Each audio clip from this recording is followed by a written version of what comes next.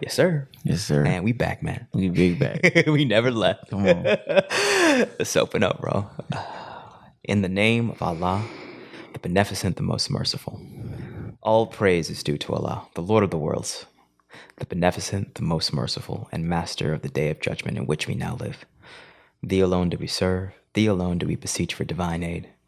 Guide us on the right path, the path upon whom thou hast bestowed favors, not upon whom thy wrath has been brought down, nor upon those who go astray. Amen.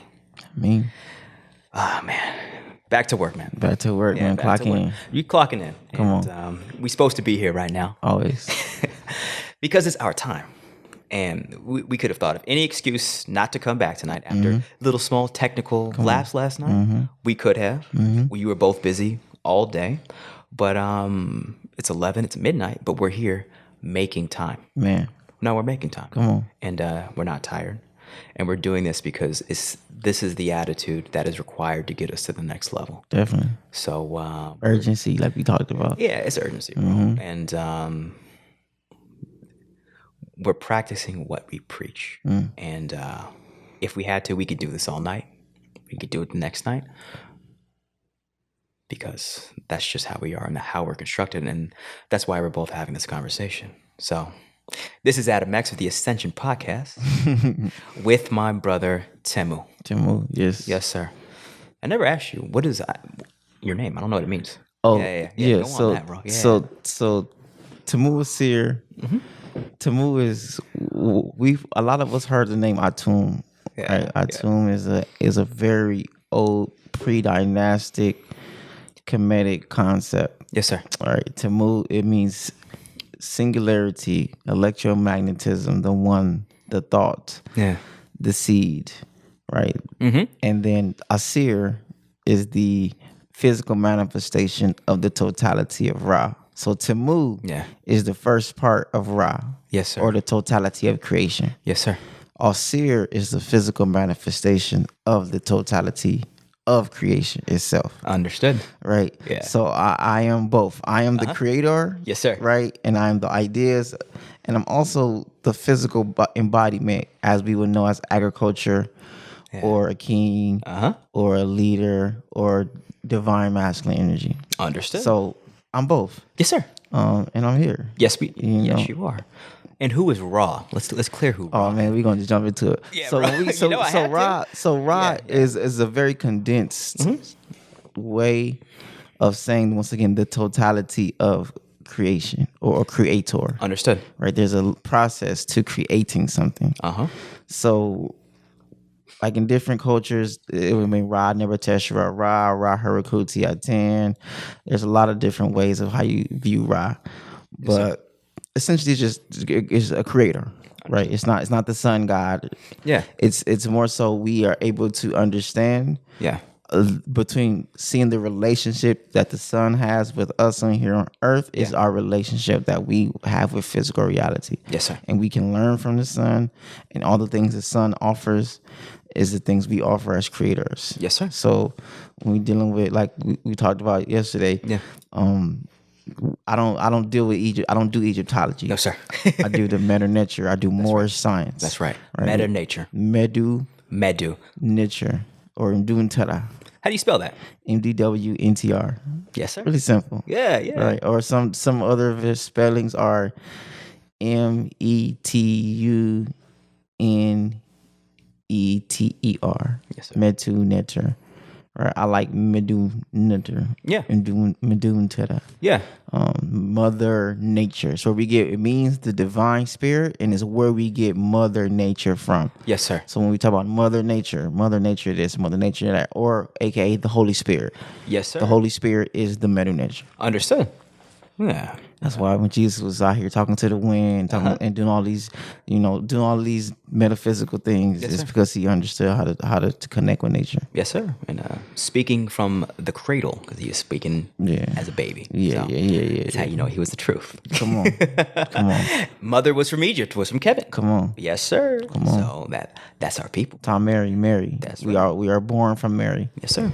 That's our We're people. born out of love. That's our people. And so when the reason I'm glad you've done your homework in this realm, because you're really doing my homework, because this is my history as well. Come on. Each one teach one, and we all in this together. It's our birthright. Yeah, you bringing me back to, old ancient knowledge that I know I had some grasp of before. You feel me? So, like I told you yesterday, it's like, when I went to the Philadelphia Museum and I saw King Tut, his head bust, and I was like, my first thought is like, a little black kid in college who didn't know nothing. I didn't know we came from kings, but I saw that and I was like, oh, that's your boy. That's your boy. That's your boy. Yeah. That's what the Mother Nature does. Yeah. It reminds you of who you are. Yeah. And that's why we created it. That's why we created all these different things, just to wake up the DNA, because it's already in you. The symbolism is in you. That's right. It's just ways to be able to personify it, and then be able to conceptualize it, and then be able to articulate it. Yes, sir. Yeah, man. Yeah. And then the story of how we met, like, it was just like two stars aligning in Leimert Park one day, bro. And when I first saw you, I was like, well, first of all, that's a god, but that's Kemet. That's what Kemet looks like. And you're rocking the Ankh, but I saw the Ankh, but I saw you. I saw a glowing light in the wilderness, and I was like, okay, yeah, that's where we came from, bro. Please, thank you, man. Yeah. Likewise, man. Man. Yeah, and then when and it made me think, like, because I saw you as that, but I also saw me and you.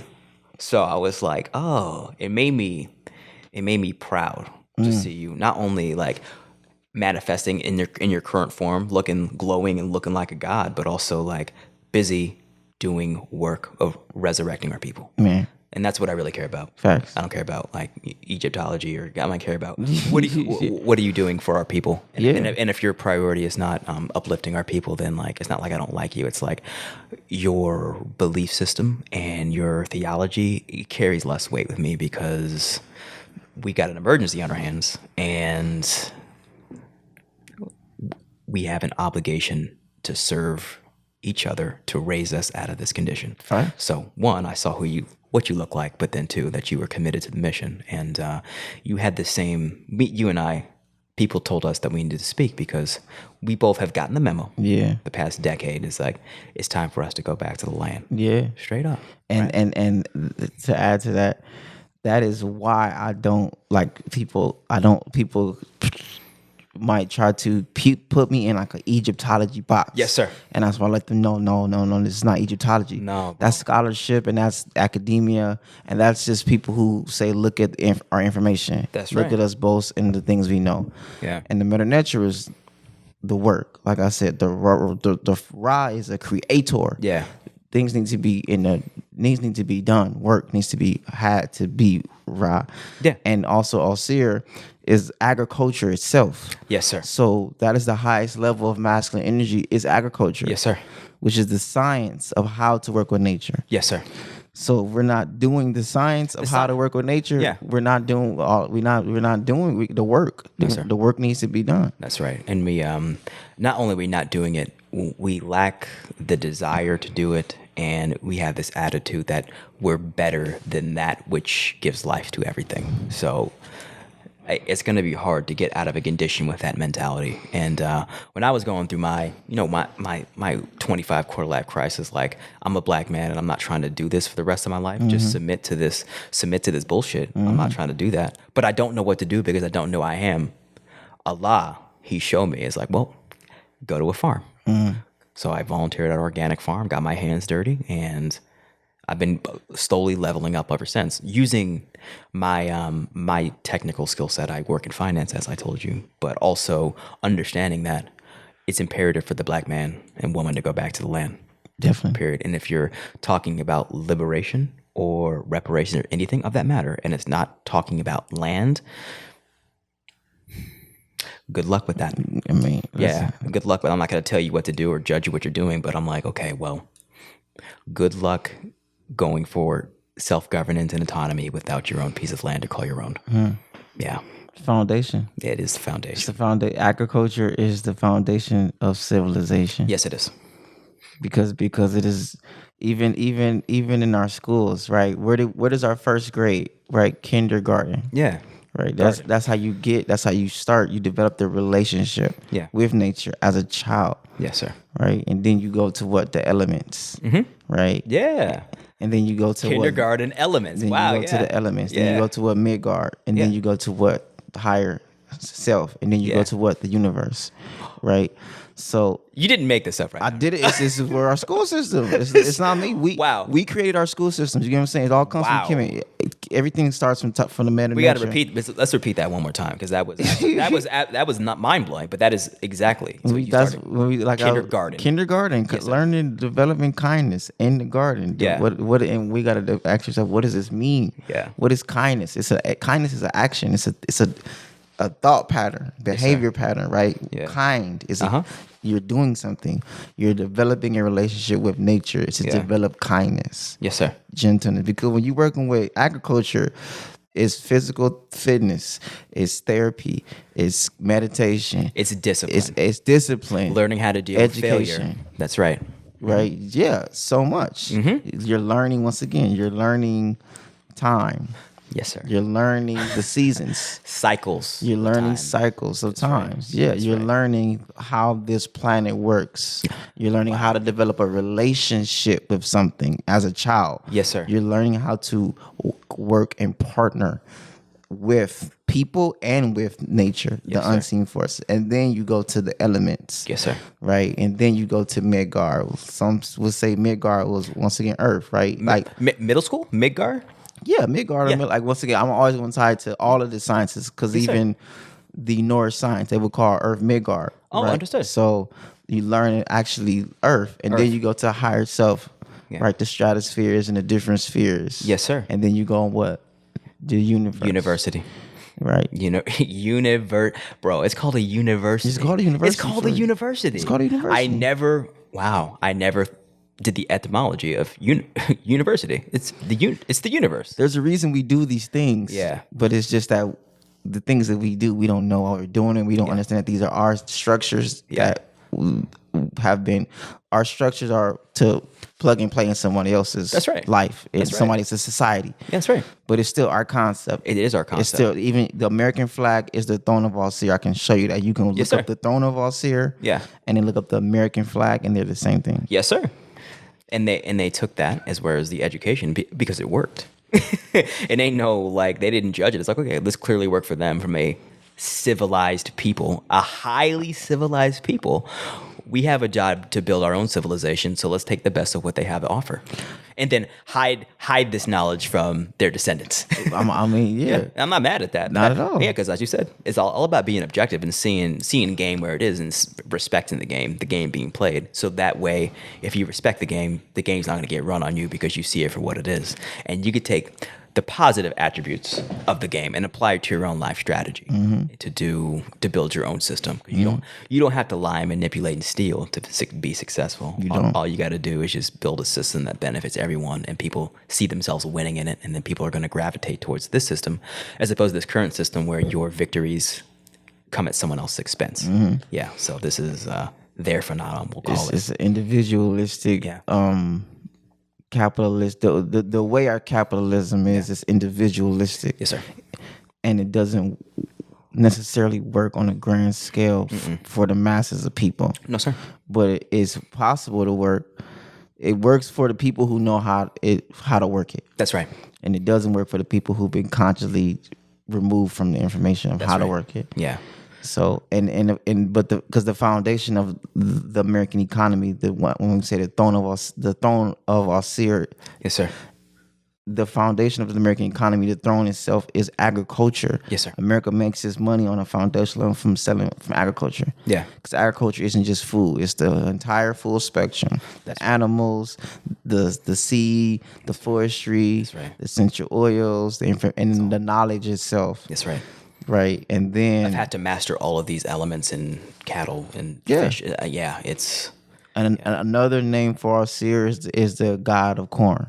Oh, corn is indigenous to the Americans. Yes, sir. So if think about that, yes, sir. If an Egyptian name is something that's indigenous to the Americas, what does that mean? What does that mean? What are we talking about? Yes, sir. And that's how I always tell people I don't limit to Egyptology because we're dealing with the whole. We're doing the whole planet. We're dealing with the whole planet. That's right. Right, and there's just certain things that are certain things. How did the Egyptians know about corn if they didn't go there? That simple. Yeah, but we aren't here. You get what Exactly. I'm saying? Yeah. We are here Yeah. because it's Tom Mary, the land of love. That's right. It's physical reality altogether. Yes, sir. So there's all different aspects. There's boomerang. They have. You can go there and see pictures of boomerangs. Yeah. In Kimmy. Yes, sir. And we know boomerangs are in Australia. Yes, sir. It's an Australian thing. Yes, sir. It's just all over the planet. Yeah, man. But we got to get back to that land. That land is imperative. Yes, it is, bro. Yes, it is. And it's the question I'm asking myself and you. It's like, how do we, the objective is getting our people in general, just the awareness of how important is that connection with the land. Because that way, when you have the connection with the land, that's where your food comes from. And then you're not going to ingest toxic chemicals because you understand that there's a consequence to spraying everything with pesticide and having that go inside the seed and change the genetic makeup of the food that you ingest. Yeah. Right. So, but if you think that you're removed, that you're separate from the land from which you came, then it's more easy for you to make these decisions. When the ultimate reality is you're separate from literally nothing in reality, and you're definitely not separate from the earth. Facts. And not separate from the food you eat, and you're definitely not separate from each individual human being, and you're not separate from God. And this whole idea of separation, that is an illusion that we've taken it on, and then we use this illusion to wreak havoc upon ourselves and each other. Because when you're wreaking havoc on someone else, you're wreaking havoc on yourself, because this is all one united ultimate reality. Yes, sir. But And it's not limited to food. No, because we're dealing with shelter, trees, forestry. We're dealing with water. Yeah. Right. We're dealing with tapping in with rivers and tapping in with fishes and things of that nature. Yeah. The USDA is tapped in with that too. Yes, sir. So it's just looking at it objectively Yes, of right. with this industry. Why don't we connect with this industry? Yeah. Because this industry is regulated. That's right. So there's people who just keep this industry on its own hamster wheel. That's right. And then when we Agriculture in general being the industry that we're talking about. Definitely. Understood. Definitely, because it ties to so many other things. Ties to everything. It ties to so many everything that we don't even know it ties into. All of this beers, all this beers money. Yeah. That comes from that's agriculture. Beer as in As in beer. Okay, beer. Yes, sir. Like beer, spirits, wine. Yeah, yes, sir. Beer, wine, alcohol. Yes, sir. Agriculture, Yeah. tobacco, Yeah. right? Agriculture, No. cannabis, agriculture, Yeah. cotton, Agriculture. Yeah. animals, Agriculture. dairy, Yeah. meat, leather. You get what I'm saying? We get you boom, boom, boom, boom, boom. As you said earlier, you said the word foundation. It's the foundation of your civilization. So if you even considering having your own system or civilization, you ain't talking about land, then you're not talking. You're not talking. So we could ask the questions like, why are we so removed from that conversation? How much of it is will for ignorance, and how much it is this general reluctance to not going back to where we came from because we were brought here to work the land. So we had that connection, right? Yeah. It's a blend, a perfect storm of everything. Yeah. Trauma, Yes, sir. Yeah. and then also with trauma, there's a disdain. There's you said, it's people I'm better than that now. I'm better than that. It's no, we're not better than that. You're not better than the We can't be better than the thing that makes everybody else wealthy. You get what I'm saying? We're better than wealth. Yeah, that's literally what you're saying with that We're attitude. better than self-sustainability. Yeah. Okay. That doesn't make any. That doesn't make any It sense. doesn't make- That doesn't make any. It sense. only makes sense to us. That's right. Because we get told our talent Yeah. is what's more important. Our gifts Yeah. is more important. That's right. Than our shelter. That's right. Than our food Than our food systems. system. Than our water. That's right. Than our air. So everyone else holds down all of these essentials, and then they allow you to exploit your own talent to their benefit, right? And then and they're getting the funding to do it Yeah. from the agriculture. That's right. You know what I'm saying? Yeah. Because they understand it's the foundation. right. What's his name?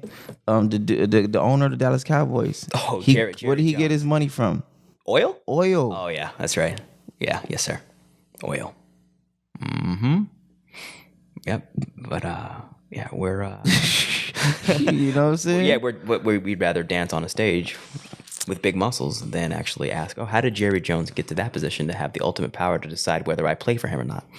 Yeah, it's a different conversation. It's a completely different conversation. It's a different conversation. And it's my job. I'm not no finger pointing, no judgment, objectively. But this Dr. Jawanza Kunjufu, he's he very inspired me a lot. Yeah. And he raised the question of like basically what are we preparing our children to do in the workforce? Yeah. If we're training millions of young men to go get 50 jobs, Yeah.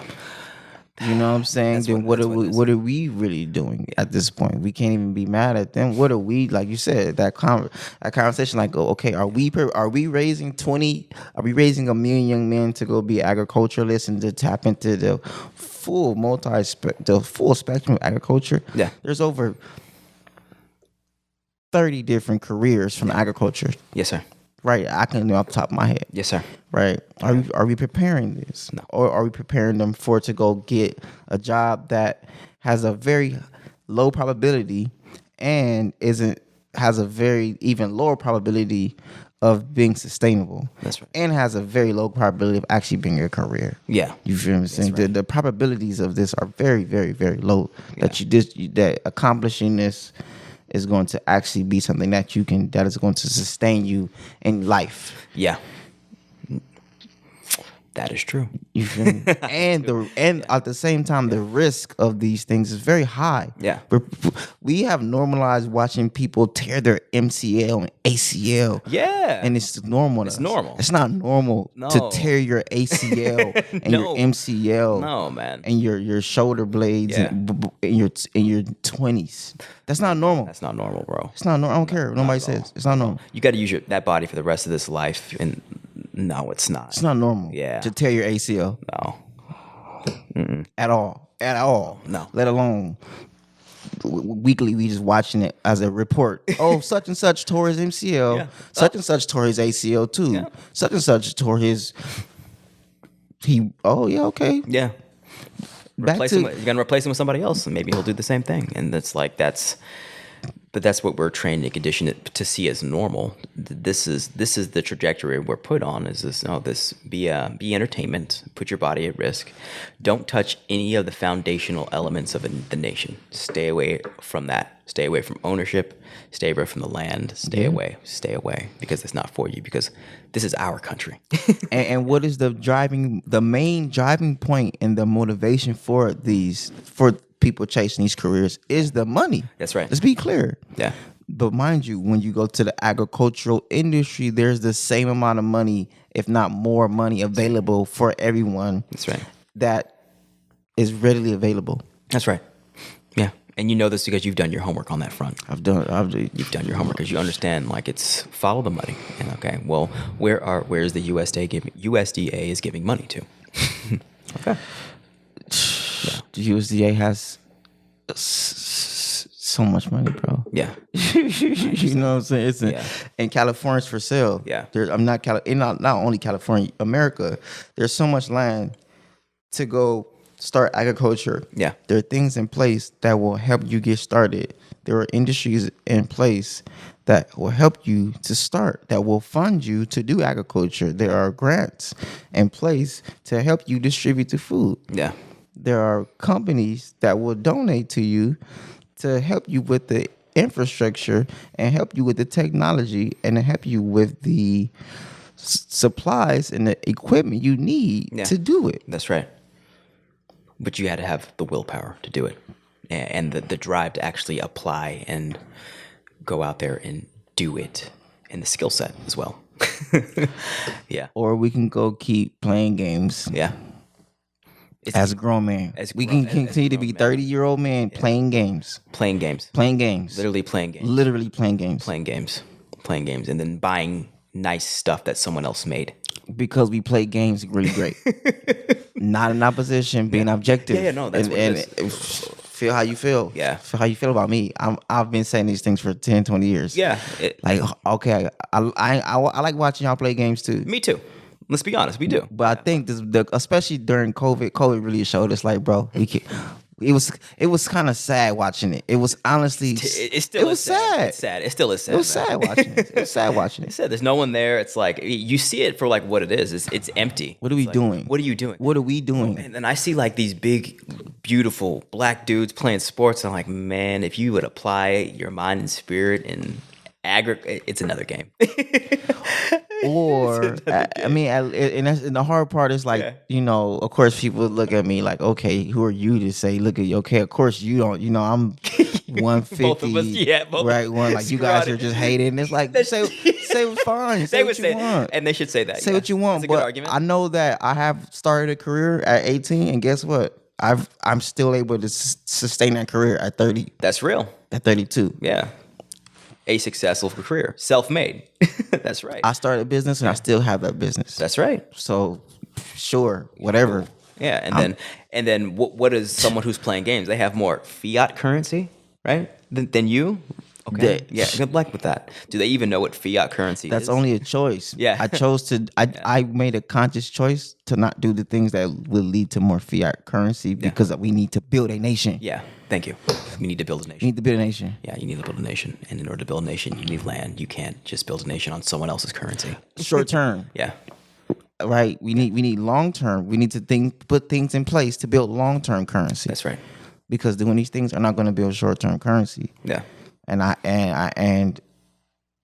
also I care about my health and my long term health. Exactly. My long term body. Yeah. I could have did these things when I chose not to do these things. Yeah. I chose not to play these sports. Yes, sir. I chose to remove myself from these things and actually took time to study careers. That's right. What is a career that's going to be an actual objective? I looked at careers objectively even in my teenage years. Yeah.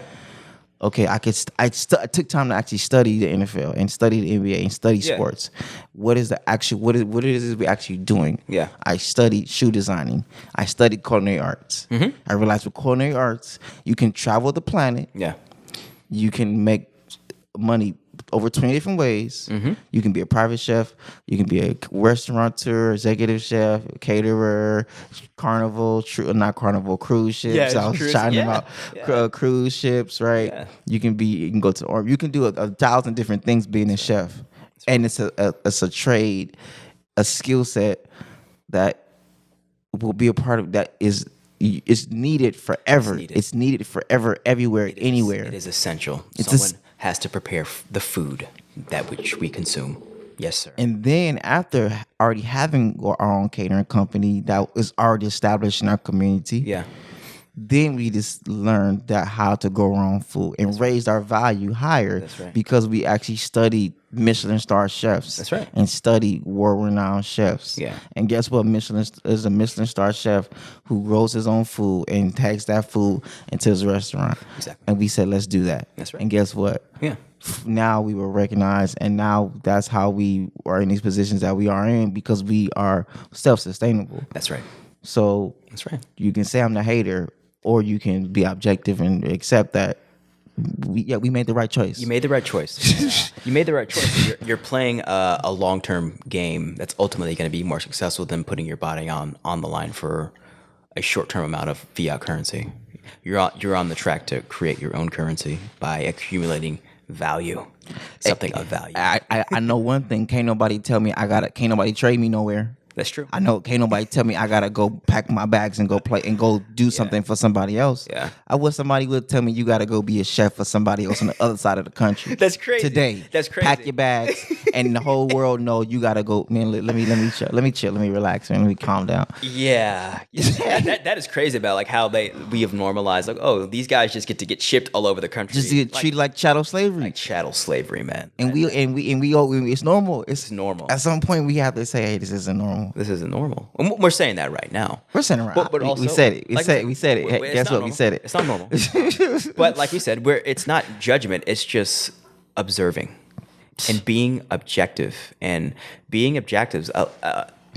all aspects of life, in relationships with other people, viewing business, viewing industries. It's like it allows you to make the best decision for yourself because you could see things for what they are, right? So you're like, okay, well, if we keep on entertaining people and not acquiring land to produce something for ourselves, we're going to be the exact same spot that we are in now, where the masses of our people are poverty and in a lower vibration existence.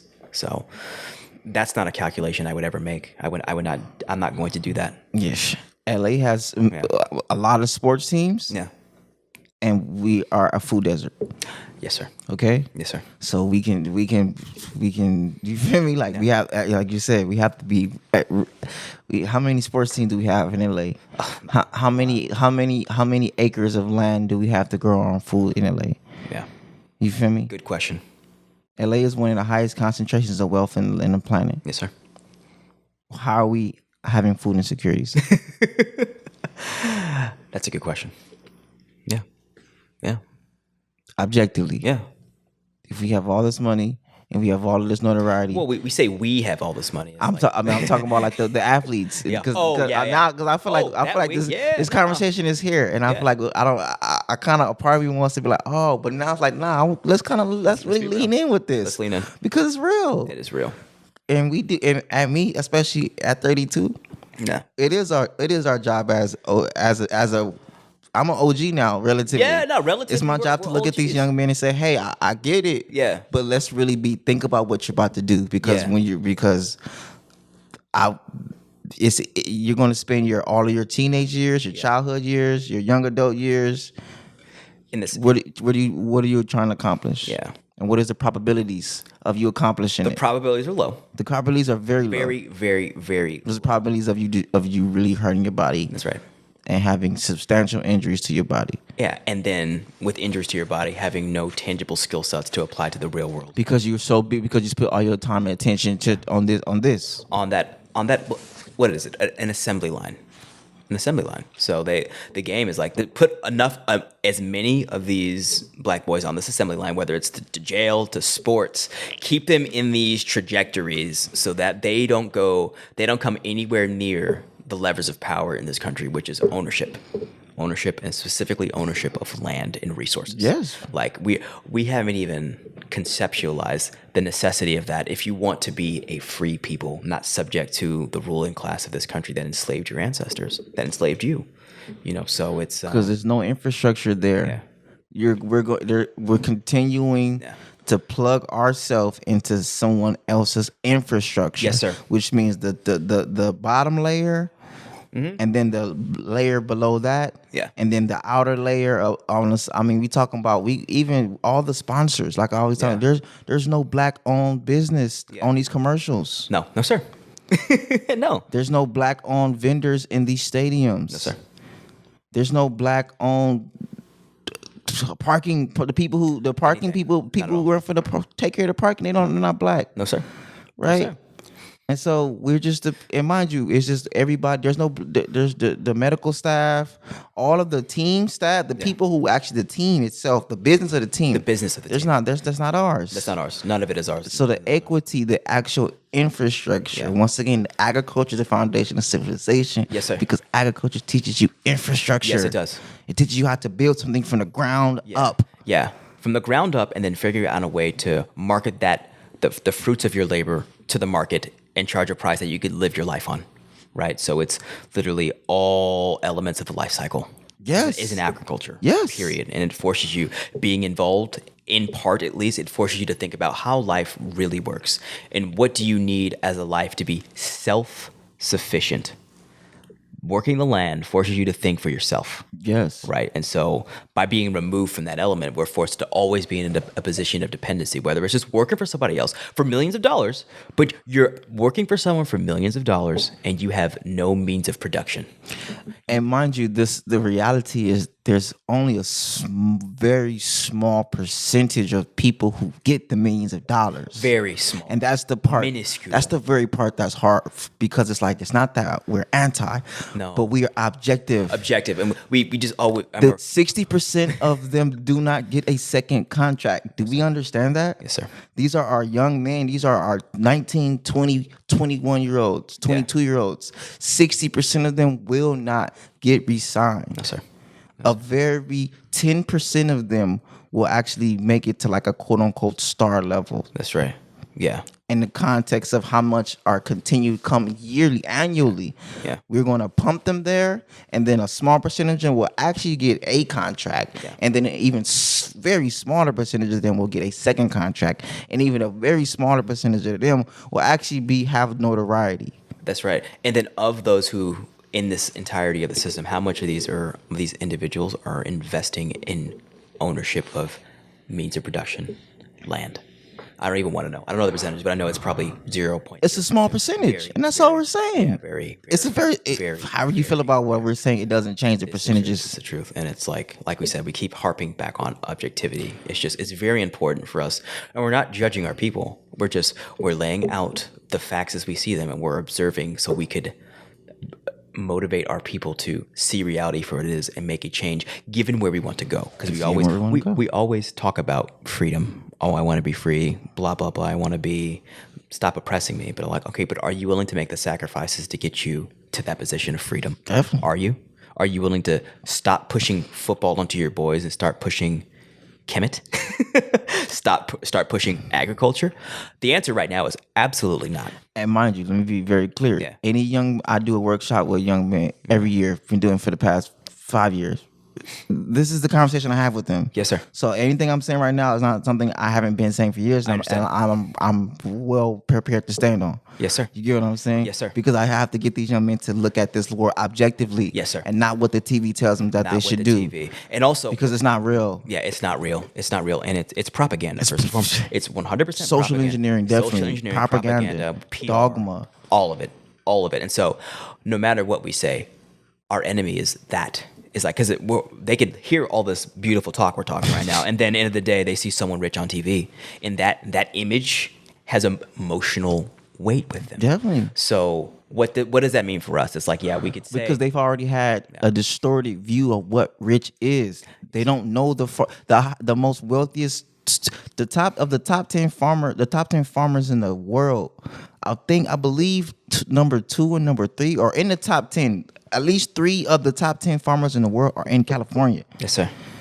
California has one of the highest agricultural places on the planet alone. Yes, sir. You know what I'm saying? So it's like, it's what you see the riches are. They're not paying attention to what is really the richest. Who's really wealthy. That's right. No. The farmers are who's really wealthy. That's right. The people who own the land, the landowners. Yes, sir. Yep. Do you know? And the people who finance the activity. Which is our tax dollars. Yeah, exactly. We're financing it. Yeah, that's true. That is true.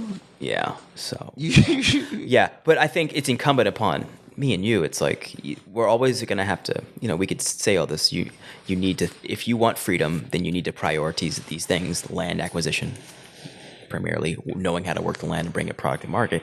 If they could hear that, and then they could turn on and see these images on TV. So it's really incumbent upon. It's like, yeah, we could talk, but what Temu and Adam X have got to do is build something so they can actually compare what we have done to what they think they want to aspire to. Right? So we're being objective, but we're also being objective on ourselves. Facts. This is our responsibility. Definitely. And I think why I do. Yeah, exactly. I do build. Yeah, and we've both taken those steps to build that, which is why we're both having this conversation right now, and which is why when everyone, before we knew each other, people was like, you need to meet Temu. Oh, Adam X, have you heard of that, brother? And it's like, because they may not was like, I gotta meet you, bro. Y'all gotta meet. Y'all gotta meet, because they see that they may not be able to have this, the understanding of why it was important that we meet, because they sense the importance of what we are doing and how it ties to their survival as a people. And they probably maybe not be able to say it how I just said it, but they know, they're like, okay, well,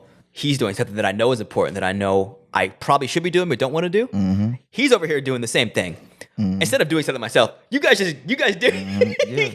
You guys do it, which isn't a bad thing. It's better than doing nothing. But it's just like they see that it needs to happen, and they see two brothers that have taken those initial steps. Yeah. And we're gonna keep stepping. Definitely. And it's funny, like you and I are both we're spiritual beings. Definitely, very right? much. Right? But at the end of the day, we're about business. Definitely. And it's funny, like when I first was thinking about, we're gonna talk all spiritual stuff, and I'm like, nah, we talking business, bro.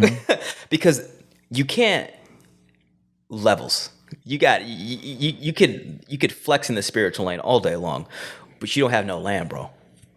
How you gonna elevate to the spiritual plane when you don't even know how to milk a cow? You don't even know how to till soil. You don't know the cycles and the seasons. How are you going to do all that? You don't even know how to pull weeds, bro. And not only that, you don't even have the desire to. You don't even know what a weed is. Yeah, you don't even know what a weed is. You think weed is marijuana. Yeah, You think weed is cannabis. Exactly. And you think... Cannabis is not a weed. Yeah, and then when brother... Good observation. Yeah, good observation, man. Oh, man. Ooh, hemp. Sorry. You feel me? Yeah, that's a whole nother conversation. a whole other conversation, bro. We haven't had that hemp conversation. It's needed. Oh, it's absolutely... It's the miracle plant. It's the miracle plant, bro. And yeah, so for another discussion, but I'm putting it out there. It's like, no, we got to have that discussion. But my point is like, let's figure out what they see both two black men laying down economic infrastructure. Right? Yeah. Right? Yeah. It's necessary. Yeah, it's necessary. They see you actually getting your hands dirty and then speaking about health, cooking, all of that.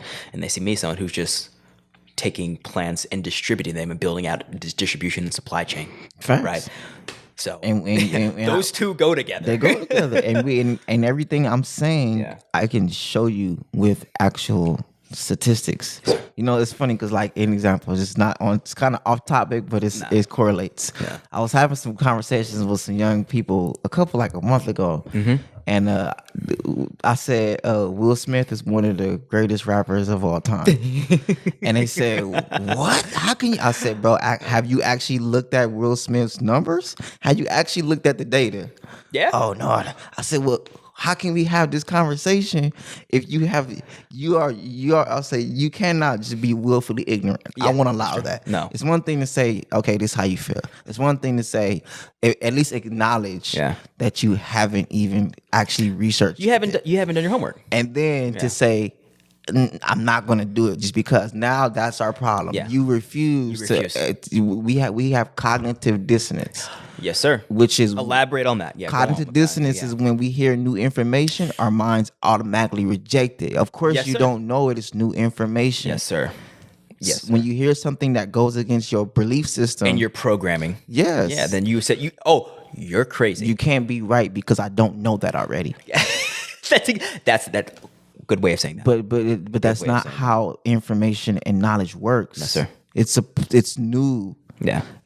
And I always tell people, I don't care if you think this is an example. I don't care if you think Will Smith is one of the best rappers alive or not. Yeah. But don't reject it without even taking 5 minutes out your day. Yeah. To actually see that he won a Grammy. He did all type of numbers. I'm not saying Will Smith's one of my favorite rappers. It was just an example of but let's be clear. Will Smith has numbers like that? Will Smith has numbers like that. Good. When it comes to music. That's what's up. Good for him. But we always make fun of his rapping, but I never actually objectively look at the numbers and be like, oh, son is nice. And then what manifested from his rap career? Jaden. His movies. Who he is now. Yeah. We can't disconnect it from his rap career. That's my point. Absolutely. We cannot just we can't cut the scissors and say, oh, this is only your movie career. How? No. They're blended. They're blended. They can't. Right. If you go to step 2, you say you can't say step 1 doesn't matter no more. Man. How does step 1 not matter no more when you did step 2? How does step 2 and 3 say, oh, absolutely. He's only step 2 and 3, not step 1? How does that work? Will Smith put in work, bro. I was too busy sleeping on his bars, but bro, man, no, nah, he's the man. And I'm not even trying to make this a Will Smith conversation. It was just the context of when it comes to agriculture. Yeah, yes, sir. We have cognitive dissonance. Yes, sir. Because we have not actually. I can show you the numbers. I will tell you. Go to the USDA in our book that we wrote. Yeah. Introduction to Organic Gardening. You and Dr. Sheridan Ross. Dr. Sheridan Ross, and Holistic Divine Innovation and the Community Garden. That book is a culminating. Let me be very clear. And Dr. Sheridan Ross was the brother that said that got you that because you wanted to be an Instagram chef, and that he was the one that told you, actually, what about the food that you're growing? Definitely. That was so. him. Dr. Ross, he's been a silent, quiet mentor of mine, a Jegna, a pillar in our community since before I even conceptualized it. Understood. They essentially has been grooming me for this before I even realized they were grooming me for this. Yeah. Right. And he is a retired neurosurgeon. And in his retirement, he built community gardens, and he helped to create a nonprofit, and he helped to create a summer internship. They asked me to be a teacher of the summer internship. Yes, sir. And then we did a Earth Day event. Mm-hmm. A couple years ago, me and my bro Lou, who the owner, me and him, Dedication Catering, owners of that. Yes, sir. And it was a volunteer thing because handing out kale salads and mandarin salads to the community. Earth Day, Dr. Ross came. And he just gave us so many bars. And he essentially let us know, like, the direction y'all generation is going, y'all don't know how to grow food. Y'all don't have no foundational skills as a generation. Yes, sir. Y'all lack foundational skills. Our generation. Definitely. Right? Yes, sir. And that's really who we're speaking to. It's we trying to, it's our responsibility. I'm not going to get you off the story. Go but ahead, it's our responsibility to get those kids that would otherwise want to go to the NFL, to get them thinking otherwise. And that's who we're targeting. Because there's a generation after us, and after that generation, it's like we're not... Listen if you want to, but you affect change by getting in the youth's minds. That doesn't fix anything. It doesn't fix anything. And we want to play like it does, and we want to act like it does, and it doesn't fix anything. You've already made your choices. Because we're still building everybody else's infrastructure. Exactly. It's not going to. We're not going to go. We can tap into the platform. I'm not. Yeah. But don't act like we can't be delusional. No. And think that building someone else's platform and building someone else's infrastructure is going to build our community. No, sir. It's not going to happen. We can access a platform and redirect the energy and redirect the funding and redirect that back into building our own infrastructure. That's the move. Yes, sir. And it's possible, but as we see clearly, objectively, it's not happening. It's not happening. They're not doing it. Yeah. They continue to go to the infrastructure and be discarded. A job. Go to their job. Go to their job. Which is someone else's fault. Someone else's. Must be clear. The NFL is a nonprofit. That's right. Of 32 different LLCs. Mm-hmm. You got this 501c3. You got all these LLCs. Yes, sir. Right. And then a lot of this stuff is public funding. All these stadiums is tax money. That's right. Yeah. Yes, it is. Man, it's a money grab. Big money grab. Yeah, it's a money grab. Easy money grab. I knew that, obviously. You look at Jerry Jones, you be like, oh, you about money. Dude, I'm not. Do your thing, Jerry. I'm not anti-Jerry. I'm not anti. They're doing what you should. Visa is the same thing. Yes. Visa is a part of our day-to-day society. That's right. Visa is a collection of banks. That's right. These credit unions, these creditors, TransUnion and Equifax and Experian. Yeah. They just created businesses and they do the business effectively. That's right. They just take information and sell information. That's right. I'm not anti them. Not at all. But I mean, we can't continue to act like that, like it's for us. It's ours. Like it's ours. It's ours. So all we do is bang on each other's credit scores and think that like we're winning because we have a 750 over your sister who has a 675. Where are our credit score companies who are going to understand our credit and have our algorithms? That's real. That is real. And then get our information and sell our information to our businesses and our corporations so that way we can have a better insight of what we're doing. There we go. That's a good question. And those infrastructures. These are all the questions that need to be asked. And it's like, I'm always when I ask questions to myself and to you like this, I'm like, okay, well, I always make sure, what am I doing to facilitate a future where that is going to happen, right? And so it's always incumbent upon individual responsibility, asking yourself, it doesn't exist, but how do I effectuate that reality, right? Because I could point fingers and be like, oh, you're doing this. You're just trying to survive, right? I am adamantly, consciously accepting that I have been socially engineered, and I'm consciously doing the work to not allow this engineering to dictate my behavior and my self-esteem and how I view myself. I'm not saying I don't care about what these three corporations I'm saying I don't let these 3 corporations' numbers affect how I feel about myself. That's right. Because I know these 3 corporations' numbers are not rooted for me. No, sir. On a foundational level. Not at all. They're not mine. They're not my people. They don't care about me. They don't. And I also know that there are things put in place to make sure that your numbers artificially lower. Yes. Yeah. And it's not me making this up. This is what they have came out and admitted. Yeah, zip codes. They could do it based on zip codes. Right. You live in this zip code? I wonder. Oh, I know who lives there. Okay. Minus 20 points. There you go. And then a lot of us, no, I've played this game too. Like you get yourself. Play the game. Yeah. As long as you know it's a game that you're playing. It's a game. It's a game. Play the game, but just make sure you know you're playing a game. Definitely don't be emotionally invested into this game that you didn't create, bro. Because it's a slippery slope. Then we're never going to build our own. That's right. If our feelings are connected to these things, yes, sir, we're never going to have the desire to understand that we need to do our own thing. We need to do our own because we're still emotionally invested into this game, trying to be approved by their live fraudulent system. Right. That's why I tell people watch The Big Short. Yeah. If you ain't seen nothing, watch The Big Short and understand. Yeah. Really, really, really, really, really, really, really understand it's all fraud. Yes, sir. It's all fraudulent. It's all fraud. And they know it's all fraudulent. And they know that you know it's all fraudulent. And they know that we're not going to do anything about it. Yes, right. So they're going to continue to do it. We're not going to do anything about it because we're emotionally invested in the game. We don't want to let go of the game. And that's not just our people. It's the masses. It's the masses. It's the world. It's the world. That's what The Big Short ultimately shows. It's not even limited to America. It's the world. It's the world. You're tied to this. You're tied to fiat currency. Yeah. You're tied to this monopoly game. You're tied to this game. You want to play this game. You see other people successful. You're following the leader. You're following your crowd, and everyone's trying to acquire fiat. And you view not participating in this game as losing.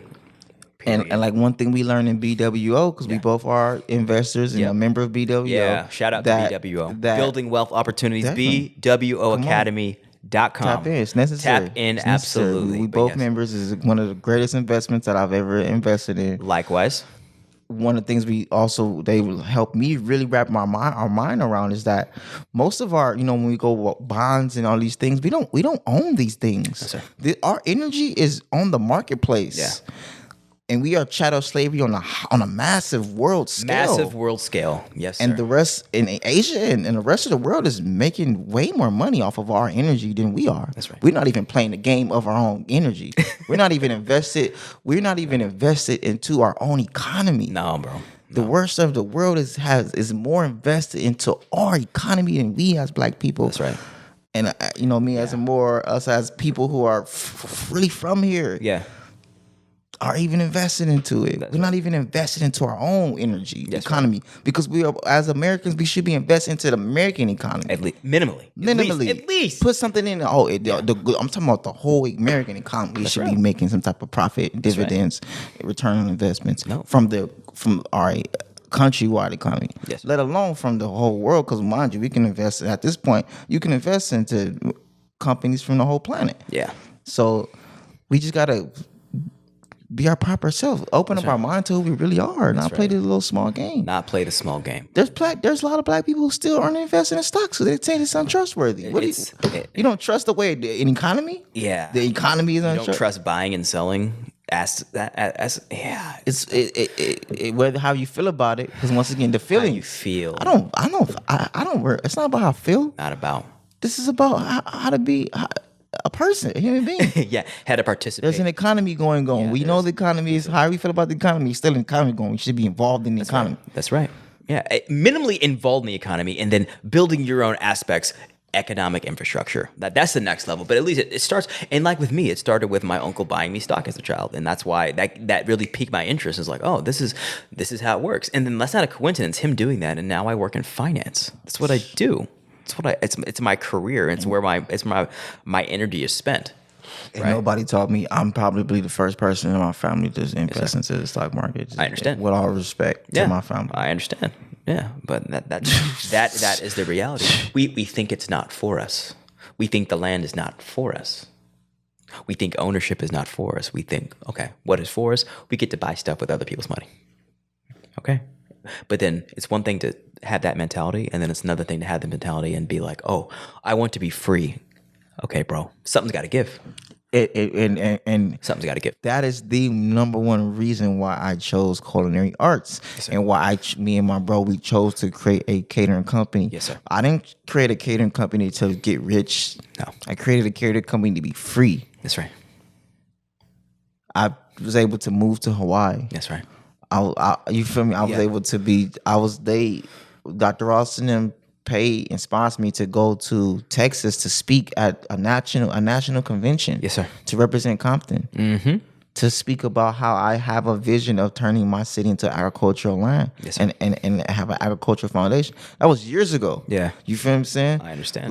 Like I said, you could my resume speaks for itself. My paperwork. I always say check the paperwork. You can check my paperwork. Yes, you sir. can really check my paperwork and realize this is what's really going on. Yeah.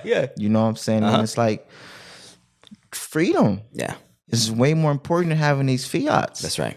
Because Freedom in the sense of having your own business from the start, and then having land on which your business is based. Yeah. To be self-funded and self-sufficient. Yeah. That's the freedom, right? Am I business is only because a business is only a concept. That's right. It's only as good as the people who run it. It's only theories, concepts, and what's the word? Like a thesis. Like, okay, this is ultimately idea. Yeah, this is what this business concept. Our business, Dedication Catering, is a plant-based catering company that grows their own food and works with local community gardeners and works with local farmers to create a fine dining experience for our people in our community. Yes, and it's called Dedication Catering because it's dedicated to Compton, to the youth, to show them a different narrative. Yes, we deserve fine dining food. Yeah. And I'm going to give you a fine dining experience. That's right. And you're right. This isn't for everybody, and that's okay. Yeah. This isn't for every single person. No. And guess what? I can still give you this fine dining experience food, and I don't have to charge you a whole lot of money because organic food actually isn't more expensive. Yeah. But my time, if you want my time, now my time is way more expensive. Yes, sir. And that's the thing I be trying to get. But the kale salad, I give you the kale salad, bro. Yeah. I donate the kale salad to you. Yeah. Now you want me? Yeah. Oh no, you got to pay for that. Yeah, that's right. As You got to pay a lot for that. Because time is money, and it's like by you doing something else is going to cost you another opportunity. So your price is the minimum price is the cost of the opportunity that you would give up to do this other thing, right? And the more opportunities you have, the market will raise your price up because you have other supply and demand.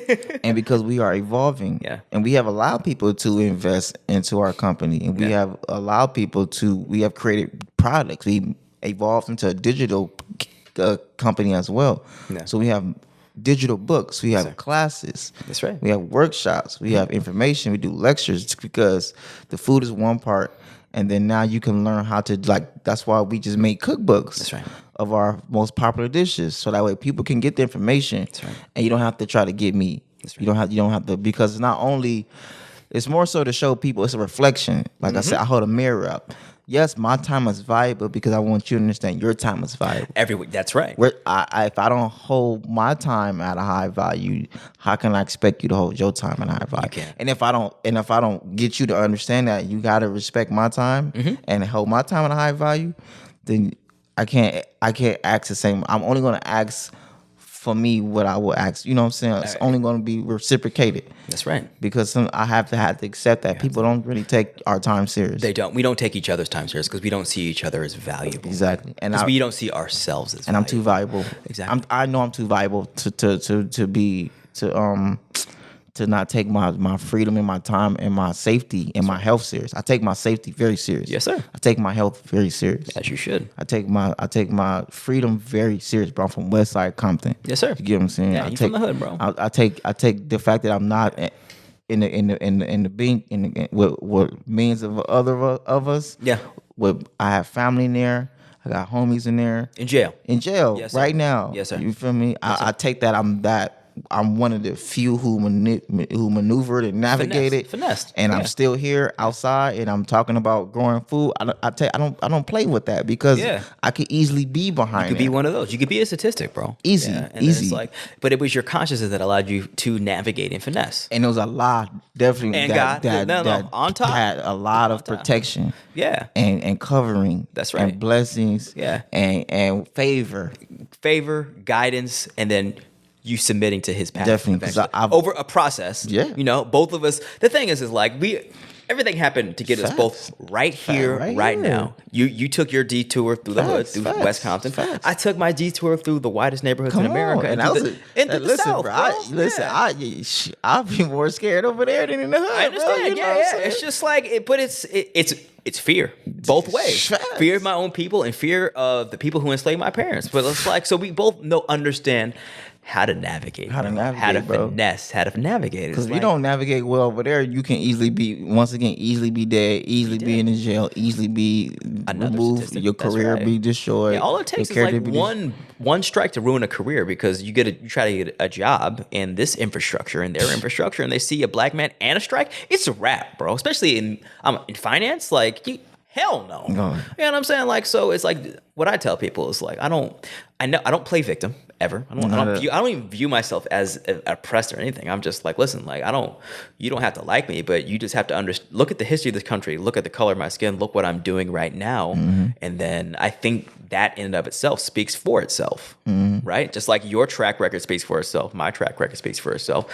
and we had these two different trajectories, but we had the same realizations with the same father, and we go into the same spot. Higher self. Higher self. You know, because we both are with Allah. Period. Definitely. And we both grew up in the church. So it's like it was like mirror images, bro. And then we both ended up our path back to the land, or back to Allah, back to the land, and then we found each other. And now we talking about Kemet. Come on, because we were there.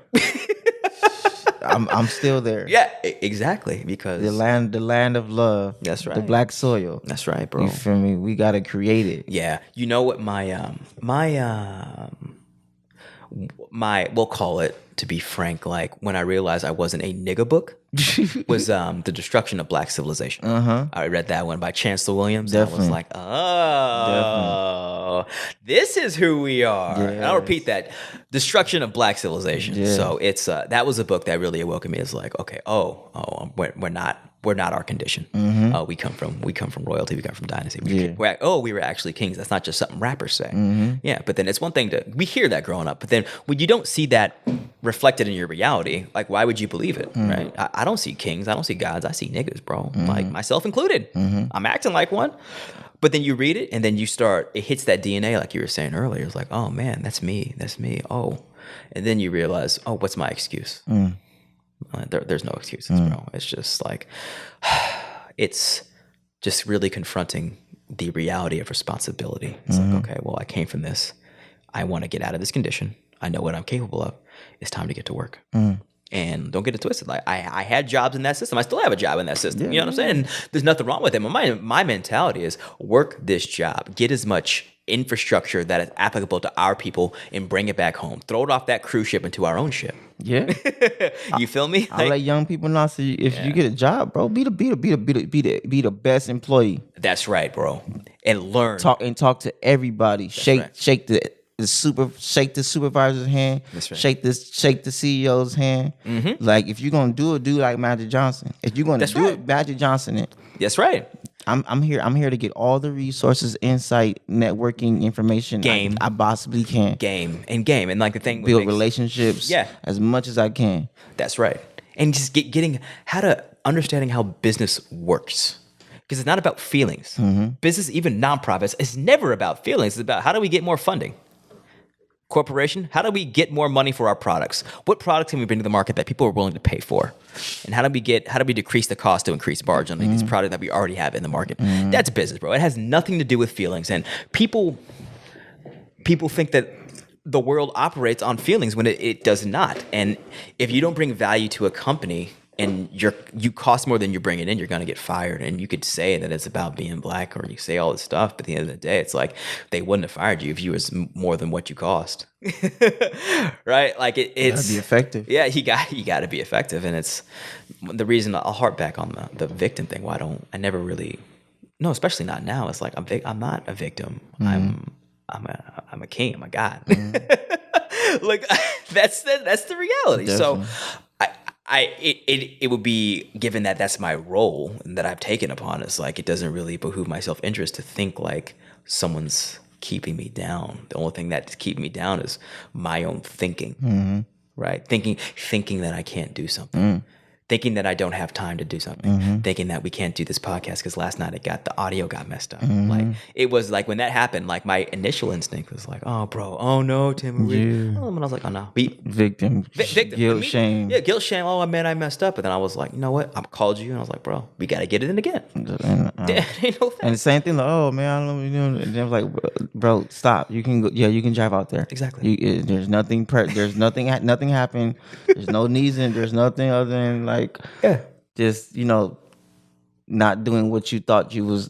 Some hard minds where you thought you wasn't gonna do nothing tonight, so so something happens and then your initial thought is like, no, because it's no. I thought I wasn't gonna do anything tonight. Exactly. And then you think about that, and it's like, what? Exactly. Of course you can go. Of course I'll go. Bro, of course I can. Of course I can. Of course I would meet with Adam. Of course I meet with him. It's like it's not even, bro. And like it's just the fact that we made it past the bullshit. And luckily with us, we saw it for what it was. Like, oh no, get past that. Let's go. It's game time. On both sides. It's game time. It's game time. And because I was like, tonight. You was like, tonight, man. I was like, Yep, you and I both. Lower self was like, then ego was like, and the higher self was like, bro, you know what you need to do. Yeah. And he's like, all right, bro. Yeah. This is done. Yeah, it's done. It's done. And what connects us, not just our similar trajectory, is the fact that we both, through all the BS, through all the programming, is like we operate from that higher self. But we also understand objectively the reality of lower self and ego. which is why lower self doesn't take control. Yeah. I'll always go back to some movies. Yeah. Black Panther, Lion King, right? Yeah. Scar, Killmonger. Yeah. They're here. The feelings are real. Yes, they are. The feelings are valid. Scar is valid for his emotions. I don't care what nobody says. Scar has every right to feel the way he feels. Why was he so salty though? I don't remember why. What? Come on, bro. Hold on, wait, because was he older brother? Did you want to do this about Scar? Yeah, I mean, nah. Hold up, but Scar is he literally is. He said he is the smartest person in the family. He said it.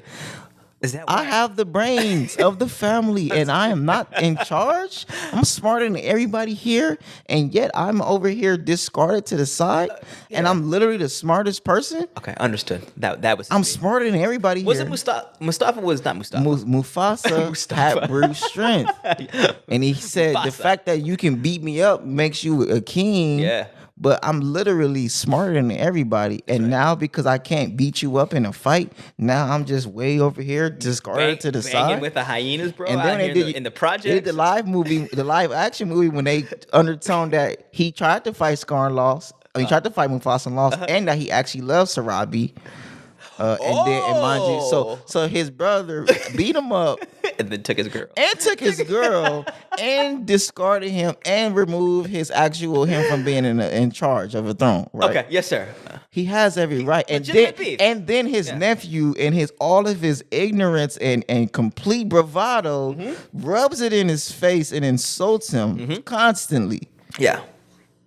His baby nephew is insulting him, who's going to be the king and going to equally be continuing to do the things that his big brother does. Yeah. He has every right to feel his feelings. Yeah, that's right. That's the point. He's entitled to his feelings. He's entitled to his feelings, but as we see, he cannot run the show. He can't be a ruler.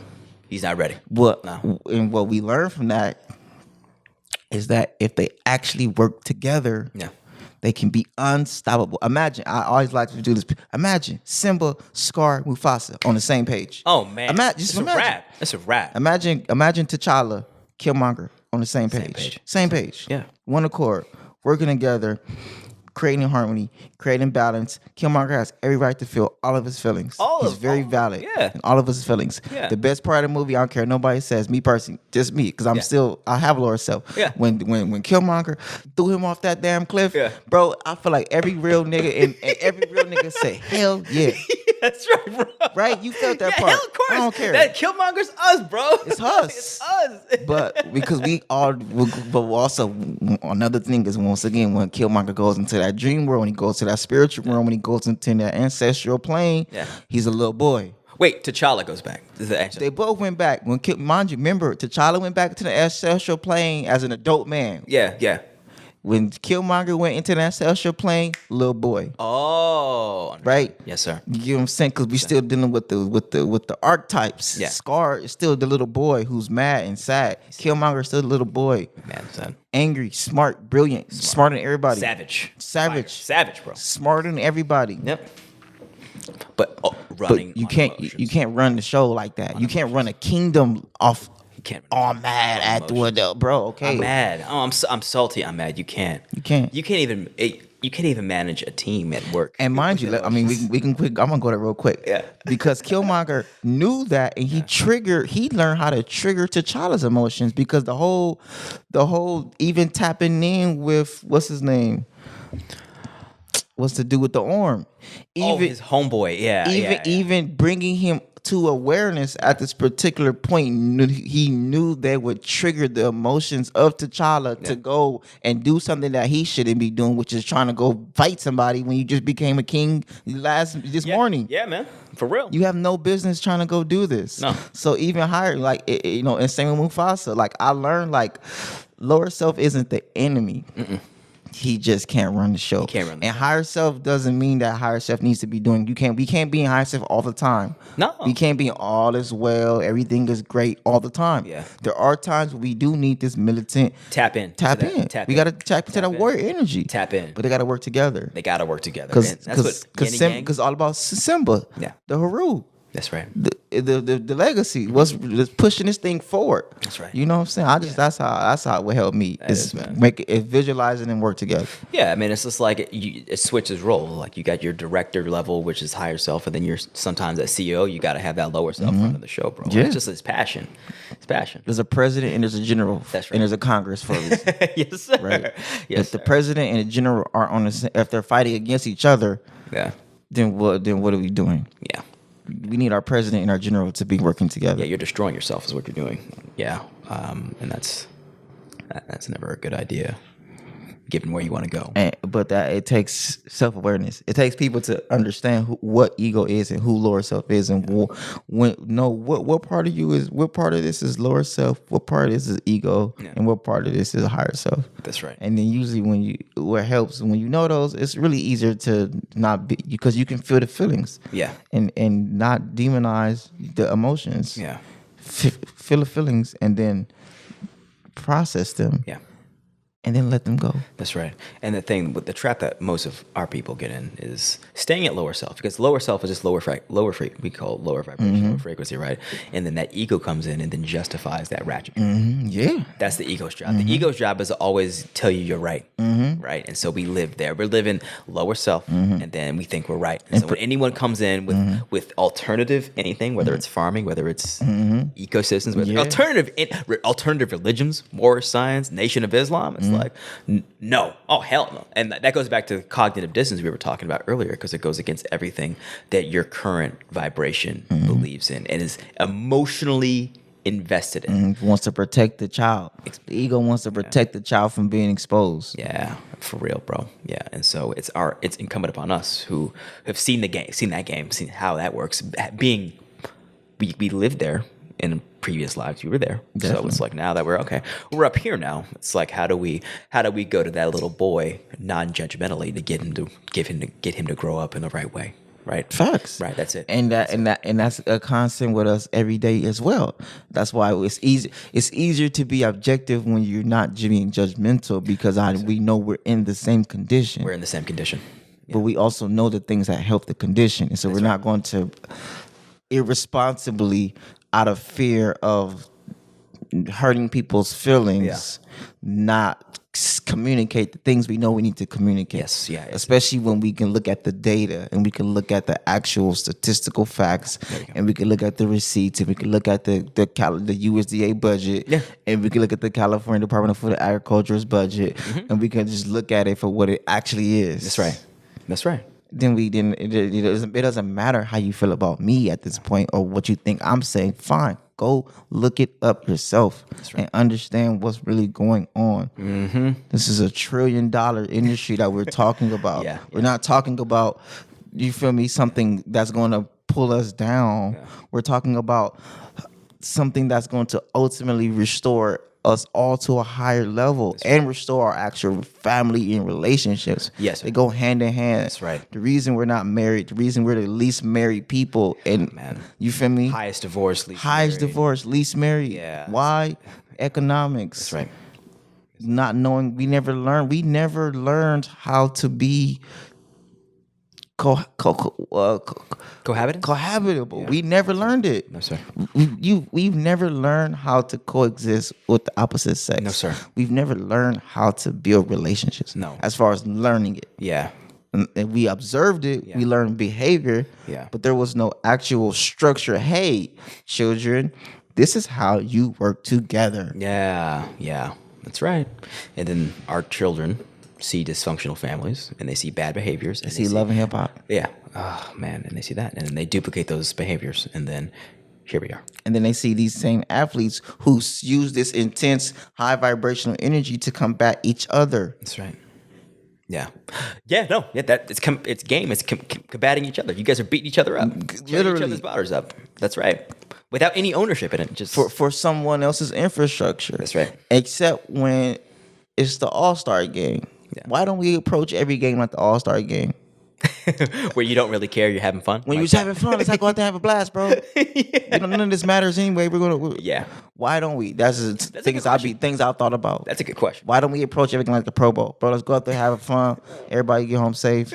Let's just go out there and do our thing, bro. Because it's a game. Let's go out there and play the game. Just a game. And let's just have a blast, bro. Yeah. None of this stuff matters. No, because we're emotionally invested into our careers, and it's not. We bang on each other in corporate as well. Whether it's corporate versus corporate, or whether it's rivalries between departments, especially between black people. It's like you feel like you got to be the top dog. So it's like there's no such thing. Not when it's not your system. Not when it's not your game. You're not top dog. You're a slave like everyone else, because you're working for something that you didn't create. Right. You're depending on someone else's infrastructure for your sustenance and livelihood. So you're just a classy slave and business casual. Facts. I am there. I was there. So it's like I'm not speaking judgmentally, because I'm trying to get out of that.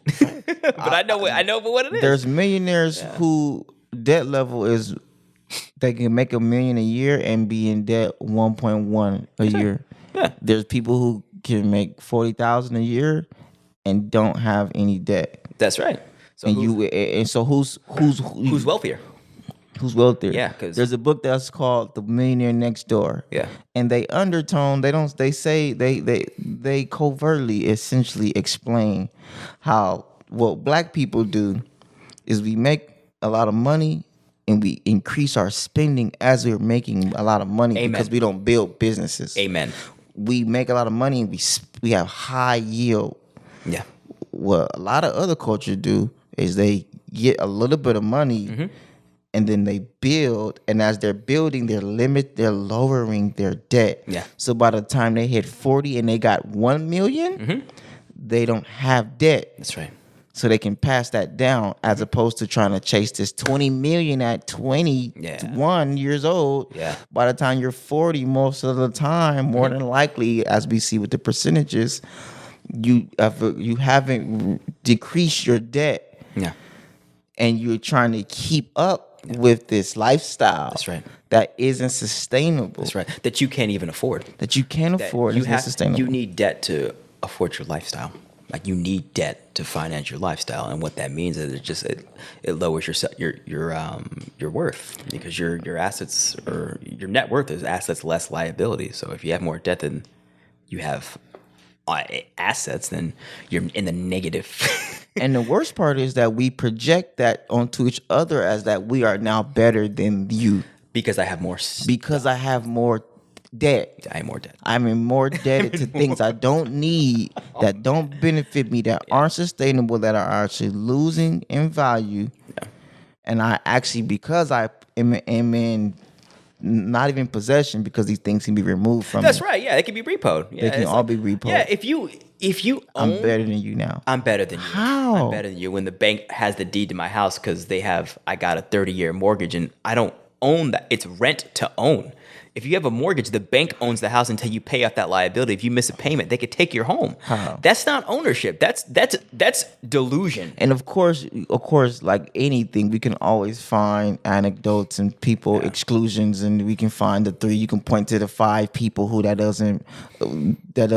Yeah.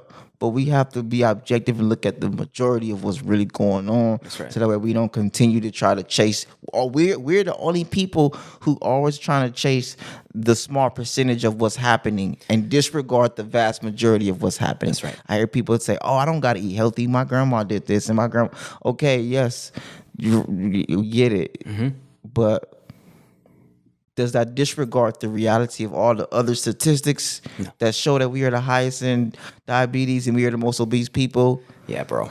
No, it does not. And it doesn't disregard the majority. No, it doesn't. The minority doesn't disregard. We're the only people who think like that. And we have to stop. We have to be objective and not be delusional. We're very delusional people, bro. Delusional, But I understand because that TV box is going to continue to keep you delusional. And we watch. We didn't. I'm not sure the statistics, but we watch a lot of TV. No, bro. the statistics are we're the highest TV watchers. Are we? We're the highest. That's not surprising. We're the highest TV watchers by my far. Family. And it By far. It shows. We're the highest TV watchers by far, And bro. it shows in our behaviors, man. I see it now. We're constantly getting programmed and just inundated with information that's not to our benefit. We are the hot. We don't own a TV company. Oh man, no. Where's the black-owned TV company, please? Good question.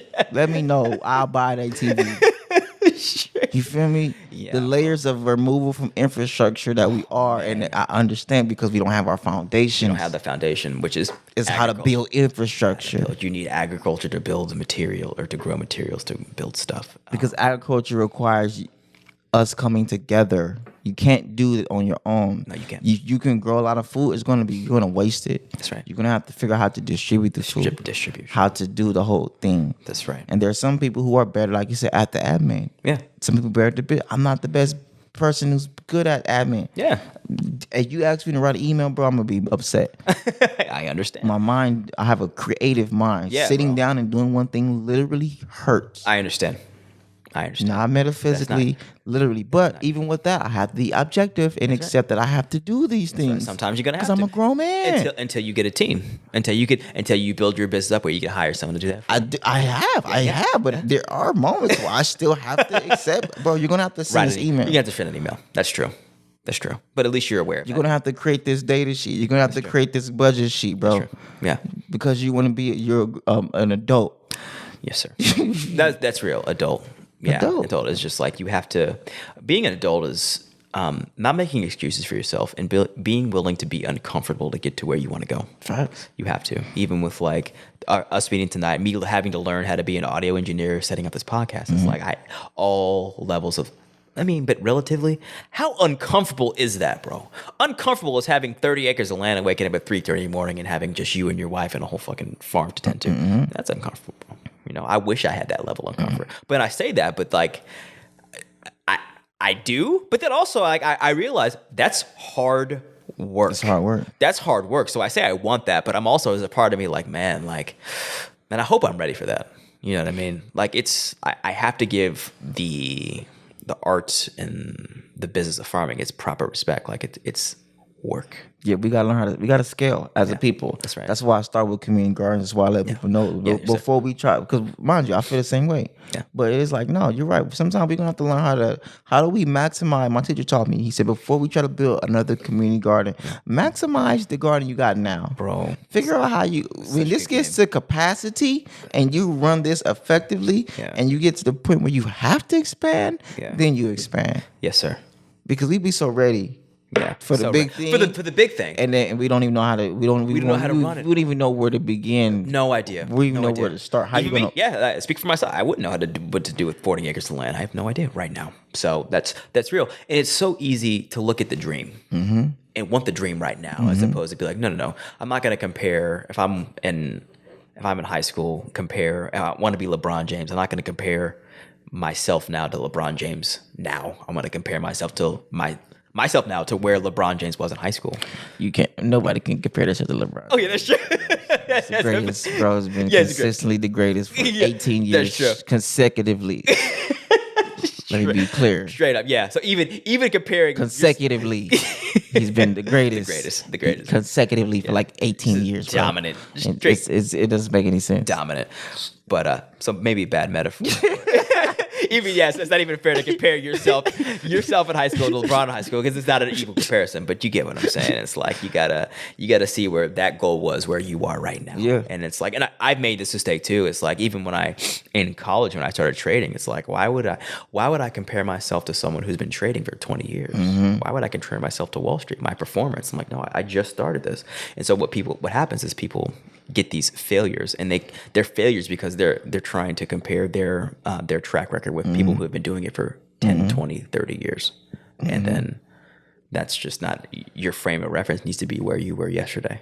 Shout out to BWO. Yeah, right. That's right. And we speak in BWO facts, bro. Like we is all we untune up, but this is all just game we got from being a part of our program. The trader lessons, because he did say psychology. Yes, sir. And you don't realize it's developing. Chris Cole. His name is Chris Cole. Chairman Chris Cole did say we're developing the psychology of traders. Right. So I know me, I just wanted to develop the psychology because I love working on my mind. I love personal development. Yeah. I thoroughly enjoy changing. I love being wrong.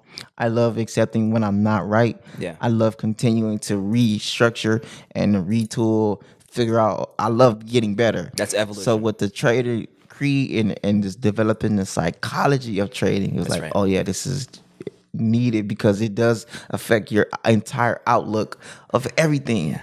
And especially of yourself, and it helps to release guilt and shame. That's right. You know, because you're not emotionally attached to your trades. I lost a lot of money in trading last year. Exactly. But then I realized that, bro, that's okay. Yeah. Because you're learning the skill set, and there's always more fiat available on the planet. Sure. You can always get more fiat, and you can continue to get better at it and get better at it. And at least you're in the game. And then at least you're in the game. You're not emotionally attached to your losses, and also you didn't lose everything because you had disciplined trades and risk management. I do now. Yeah. Okay. Shout out to Chris Cole and BWO. Yes, now I do. Yes, sir. Last year I was just winging it because I thought I made some money at first. That's the mistake. And then I was emotional. I was just pulling out of stuff just cause, and I was just leaving things in just cause. Just cause it's never pride. Pride. Wanting to be right instead of wanting to be accurate. That's one of my things. When Chris Cole hit me with that one, man, that one had me really like. I wanted to be right more than I wanted to be accurate. Right? Yeah. No, that's absolute game. And then you apply these teachings to the real world. You could be a trader, or you could just be a business person, or you could be a farmer. It's just, but you have to have that level of thinking if you want to manage, rule, to be successful, and be successful. It's the prerequisites for success. So you have to instill these disciplined models, these disciplines internally, because if you can't manage yourself internally, you can't manage a team of others. And if you can't manage a team of others, you definitely can't rule anything. Because ruling and managing, what I'm learning is it's not about micromanaging, telling other people what to do all the time. It's about giving them the tools to be as self-sufficient as possible, and then directing the flow of self-directed activity with as little involvement as possible, right? So what a manager and ruler is all this just is a director flow, like a movie director. Like, I'm not an actor, but I know what good acting is. So just consider doing this. Go. Camera guy, move this camera over here, get that angle, and then you sit back the whole time, be objective, and see that movie, and be like, oh, okay, that's managing. That's good managing, because you're the one making the movie. Or directing the movie. You're directing the flow of the movie, and then you're letting all the little parts flex hard at what they're good at doing. And then your job also as a manager is finding those parts, putting those pieces in play, managing the energies and flow of those pieces, and then taking all these pieces and moving it to the end, and then holding all these pieces accountable for what they say they can do. Right? Yeah. So it's not working. It's work, but it's not doing. It's directing. And that's the hardest part, I think, especially for us. Yeah. Because we still, we still have this youthful energy. So we still can work. Yeah. And I had to learn as a director of a community garden that I'm setting a precedent, and that I can't do the work, all the work. No, you can't, bro. I can't. You can't. Because if I'm doing all the work, nobody's doing the directing. Nobody. If I'm in there flipping every bed and planning every seat, who's directing? Who's actually doing the administrative things? Who's actually doing the visionary things? No. Nobody. No, nobody. I can't be doing. I gotta pick one. You gotta pick one, bro. So I have to pick one. But it's incumbent upon you as the director to find that those competencies. Yeah. And that's what's hard with our people. It's like we want all these things, but are we willing to get those competencies and raw skills to get us to the next level? Like, do we want to learn how to work a forklift? Do we want to learn how to work a trailer? Like any of all those things, we have to be willing. And then we have to be willing to submit to a higher level of authority that looks like us. That's also the other problem. It's just it's envy of those who we perceive have more power or wealth or material things than us, and then just not willing to respect Black authority, because we don't respect and love ourselves. Come on. So that's a requisite for disaster. But it's these are things that I'm speaking, because these are things that we're going to have to confront. We have confronted it. We're going to have to continue to confront because as Black men, it's internally and externally. That's right. It's like we understand very closely what it's like to be disrespected by our own people, by our own women, by our own men banging on us. Like, so it's just, how do we do that and not take it personal? And I know how we remain objective. I remember somebody told me when I said I was going to take a gardening class. What they call you? She was like, "That's gay." Yeah, I was gonna say. Yeah. And I was like, "Growing food it's gay. Is gay." And look at me now. Yeah, man. And I seen her years later. She's still in the same position she was in. Man. And I'm definitely not in the same position that I was in. Not, bro. That's not. Objectively, no slight to her young lady, but just like you said, just dealing with disrespect, dealing with people who disrespect us for wanting to feed the people. Yeah. We could try to explain that away, but it's not even worth our time, bro. It's not even worth our time. Like the why of the trauma. I'm just like, man, like I don't have time for that. We're building. Big building. We're building, and it's like, okay, cool. Well, regardless of how you think, we're going to be successful because we already placed our success into our quote unquote futures now. But we're already successful. We're just walking into those roles that we've already built for ourselves. Because we understand how it works. It's like, okay, well, it's one thing to say that we're a God or I'm part of God. It's like one thing to act upon it and use that God power to build your reality. Both of us we tap into that. And that's why we're having this conversation. That's why they told us we need to talk to each other, because they see, that they're manifesting the work they already know is there for them to grab. Definitely. Right? So. And moving and doing it. And doing it. And it's like, it's not our, we speak with our actions and we speak with our work. And so we're not in the position to be preaching to our people what they need to do. We're like, no, we could be objective and just lay out survey our condition and be like, here's what we're doing.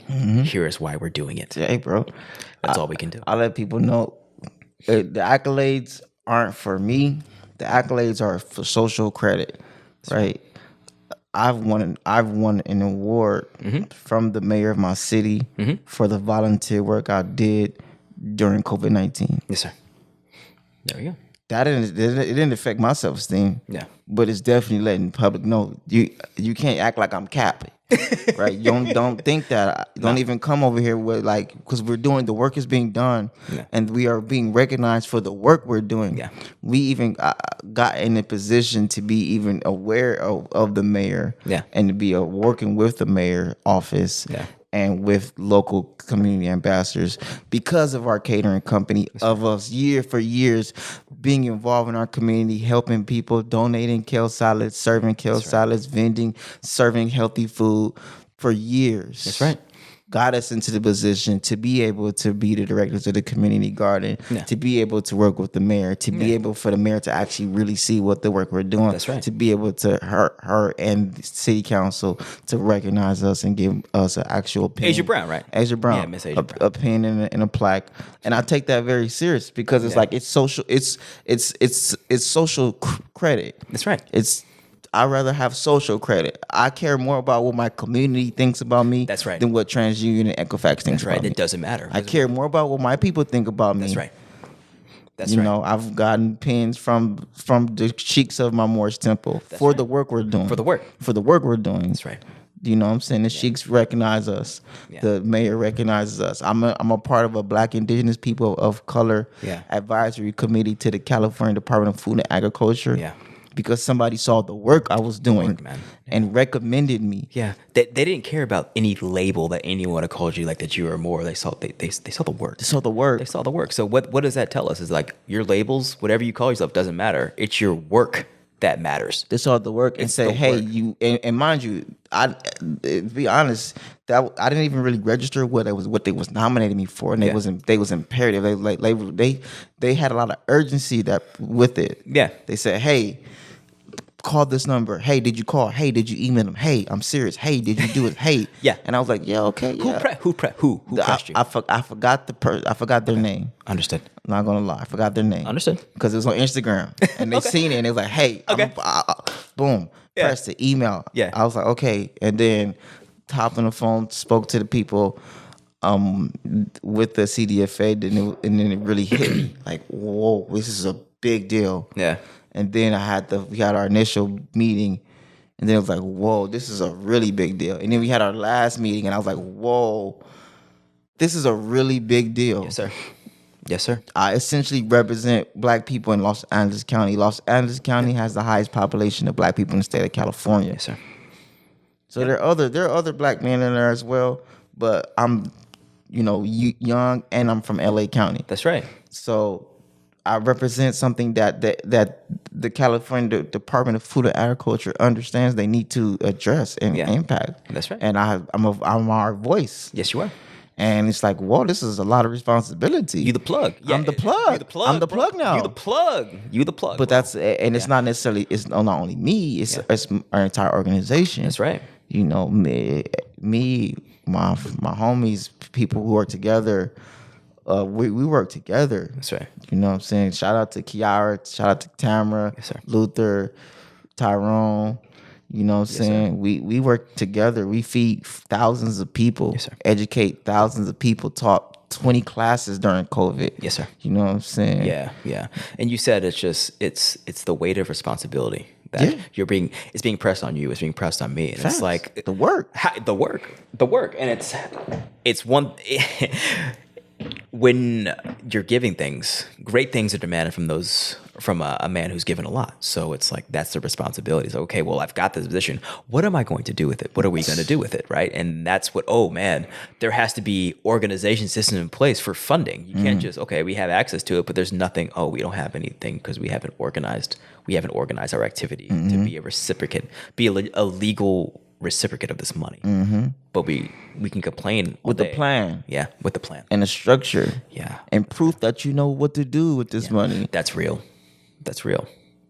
Yeah. So I think that's incumbent upon me, because I'm like, man, yeah. Oh wow. You need a plan. You can't. People just think money is it. There's so much fiat out there. So much fiat money. It's like, yeah, but you need something to attract that fiat. You can't just emotionalize your way towards it. I feel like I deserve it because of slavery. That's not the move. That's not a value proposition. That's a complaint. And mind you, I feel you. I agree with your feelings. Yeah, I understand. I feel that way as well. I understand. I'm a Cancer. I will tell people all the time. My son is in Cancer. Nobody is going to feel more feelings than me. To me, I'm the most emotional person I know, bro. I promise you. But that's not going to get. It's not going to get me anything. Bro. Or at least leading with my feelings isn't going to give me anything. No. Letting my feelings charge me into the thing, like I let my emotions charge me, and then I make clear decisions based upon my emotions. Yeah, okay, I feel like this. I feel like, okay, now what are we going to do? What? Thank you. You feel me? What are we going to do now? What are we going to do? How are we going to move with these feelings? Yeah, we can't just go around throwing feelings at everybody. It didn't work. It doesn't work. It's ineffective. Very ineffective. It chews a lot of energy, and people lose respect for you very fast. Yes, they do. And you can't work with people with emotions. You can't go to war with emotions. You can't work with people with your emotions. It's like you have to, you're doing this, I'm doing this, I'm doing that. And you can't feel a certain way. You just have to say yes, no, and then be objective and then say, this is why it needs to happen. Right? So we're very emotional people, easily triggered. So it's incumbent upon us to get past these triggers. And we keep harping back, and we're going to keep harping back on objectivity. Yeah. It's all about objectivity and just seeing things for what they are, and then resisting the pull of your emotions to automatically react negatively or to a situation, which is what I do. And you and I both have buttons and triggers, right? So Definitely. but what we do, we feel that impulse of, oh, I'm going to lash out at this nigga because he pissed me off. Because he said something that reminded me of something that happened to me in second grade. Right? So we feel that impulse, and then we're able to, whoa, stop, look at it. While it's happening. Facts. While it's happening. And that's an art, and that's something that just takes time. You have to be willing to get that. Right? A lot of us aren't willing. What we do is we react emotionally, and then the ego justifies. Come on. All day. You're always right. Or the ego, we're going to create guilt and shame quick. You know you shouldn't did it, so now you're going to feel guilty. And instead of apologizing and coming to some type of reciprocity, you're just going to create guilt and shame, and then cut that and then burn that bridge. Yeah. And then create distance, and then never speak to that person because you got too much shame in you to admit that you was acting, you was bugging, you was hungry, and you was sleepy. Yeah. Simple as that. You was irritable. You was irritated. Yeah. It was hot that day. It was hot. You was hot, bro. You was really hot, or you was really sleepy, or you was really, like little simple emotions turn into a big thing. That's right. And then we do this within our own families, bro. Come on, bro. Like, we don't talk to our own families for stuff like this for years. Passive aggressive. It's terrible. Harboring emotions. It's terrible. And like, even I'm speaking my own family, it's like, I'm not in a position right now where I can imagine doing business with my family. You know what I mean? Because I'm like, man, like there's a lot of undealt with trauma against each other that just hasn't been looked at because it wasn't fashionable to deal with our emotions as black people, but black men especially. But even like just we don't go there because it's like we know there's so much trauma, so it's almost like looking at an ocean. Like I can't even swim. Facts. I can't even swim. Like where do you begin? I can't swim. I haven't been trained to swim. You want me to go? I'm not even gonna dip my toes in the water. I'm just gonna walk on the beach and bang on my people forever. Because of Jake Taylor Jacobs from BWO, I am taking the leadership steps to to develop a family business. That's right. And because it's needed. Like, it's needed. We have to establish these families. We got to get our families together. That's right. Because at least on some type of paperwork. Bro. Some type of LLC. Some type, at least minimally, because who runs the world? Families, bro. Families. And then conglomerates of families that probably hated each other and then found a way to get past their differences and get along.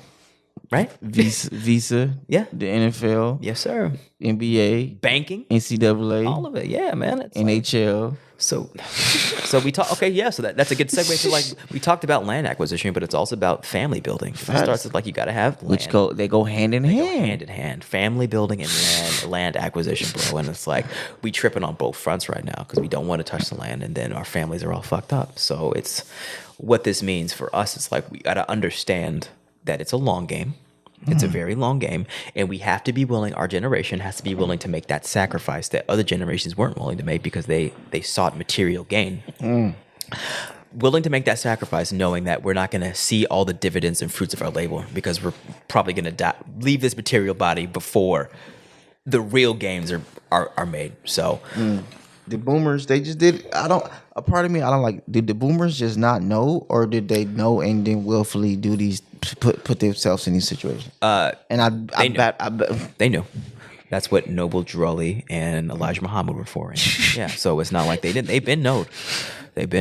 We just we did our homework, and we objectively looked at the solutions being offered, which was begging and welfare versus nation building. And we can't just ease on the Noble Drew Ali, bro. Because that man with the Noble Drew Ali, what he did, what he said, what he did for us. Yes, sir.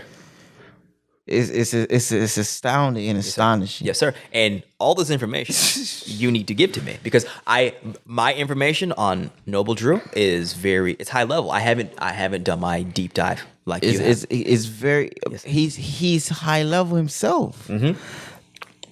It's like, man, it's essentially like, not like saying you or anyone, but it's like, man, there's so much like you have to like join a temple to even begin to conceptualize the things that he did. You know what I'm saying? Because he learned, number one, he learned the meta nature. Yeah. So he learned how to speak in ways where you would have to have a dictionary. You would think you're reading one sentence, and if you don't have a dictionary next to that sentence, you wouldn't know what he's talking about. Understood. And he would write things where you would think he's saying one simple thing, and he's not saying one simple thing. He's saying something very deep and elaborate. Yes, sir. That you would take you 37 times to read to conceptualize what he's saying. Understood. Same with Honorable Elijah Muhammad. Yeah, man. Right, leader of a nation builder. Nation builder. However people feel. Yeah. I'm a very he's one of the most objective people I am. I have to be objective with you have to. You can't. You can demonize him or whatever you would. Anybody objectively try to say something negative. You got to be. You can't. Look at the work. Look at the work. Look at the manifestation of what came from that. Look at that. However we feel. That's right. And it's me, and then you're the manifestation of Noah Drawley. It's like, what are you going to say to us? And mind you, it's the truth. My birth name is Timothy Andrew, right? Oh, where? Yes. Yeah. So mind you, Timothy is Greek. Yeah. It means one who honors God. Cool. Temu Asyr is the same thing. It's just taking it to honor. Nice. A definition of honoring is to live as. Yeah. To be as. Yeah. To manifest yourself as. Yeah. AKA Asyr. Temu is the God part. So to honor God is Temu Asyr. To be the manifestation of God is the way to honor God. Understood. And let's go back to the question of the boomers. It's like, I want to be very clear. It's like the solution was presented to them. Okay, I get you saying. The solution presented to them. The nation was a thing before we were born. It was a thing. Let's be clear. It was a thing. It's not like the teachings were hidden. It's like no. They were presented. They made the choice to go. They made the choice to go with the world, and they're going to have to face the consequences. So this generation is facing the same choice. We've made our choice. And that's all we're responsible for. I graduated college, bro. I will never forget the day I'm leaving culinary arts school, and my interview to start my adult career. Yeah. Excuse me. I'm watching the TV. This is summer 2008. Yeah. The market crash is at its highest height. The world is going to hell, bro. It's bad. The entire global economy is going down. Yeah. And this is how I'm beginning my adult life. Oh, yeah, that's right. Yeah. So I had to make a choice. You get what I'm saying? Yes, so sir. That's why it's like, I feel what you're saying. People got to make some choices. Yeah. I had to accept, bro, this system is, I realized the system is fraudulent since 18, bro. Yeah, it's a wrap. It's old. It's all cap, and it's not real. We cannot put our faith in it. Everything's cap. I'm graduating college, and there's the global recession. Yeah. Is at its highest height. Yeah, yes, it began like 2007 when I started college. End of 2007. I was in college when that happened. And then the height was when I'm about to start my career. Yes, sir. That's right. I didn't have a full-time job for years because nobody was hiring full-time. That's right. So let's get back to you. What was as a result of this situation and circumstance, what was the choice that you made? I realized I had to start creating my own business. Understood. And I had to start creating residual income. Understood. And I had to start looking at different streams of income. There we go. And I had to not have an emotional connection to this system. That's right. And it will, because it failed me. It already failed me. It failed you just by default. I'm graduating with a student loan. Le Cordon Bleu, the Cordon Bleu is a manifestation of the housing crisis and everything that everything was doing. They were just passing out. They were just, anybody get a student loan. You want a student loan? Oh, you're a boy. You want a student loan? Here you go, bro. Take this bread. Yeah. Sign this dotted line. Yes, sir. Financial aid? Oh, no, bro. Your parents make too much money. They told me my parents make too much money to get financial aid. So you got debt. Big debt, super debt, Yeah. mega debt, Yeah. big debt That you can't write off in bankruptcy. It's just, it's there. It that I thought was one loan, but then when I graduated, I realized it was like 13 little micro loans. That's right. And then that's what happens when you make 18-year-olds sign agreements they don't understand. Signed exactly, and Sign and debt service and I've had that agreements. conversation with my parents as well too. Yeah, so- And I said, really, I would never do that to my child. Never. I would never, Never. And they did the best they could. All respect. They know I love them. My parents do. They know I love them. They But did it's the best like, they could.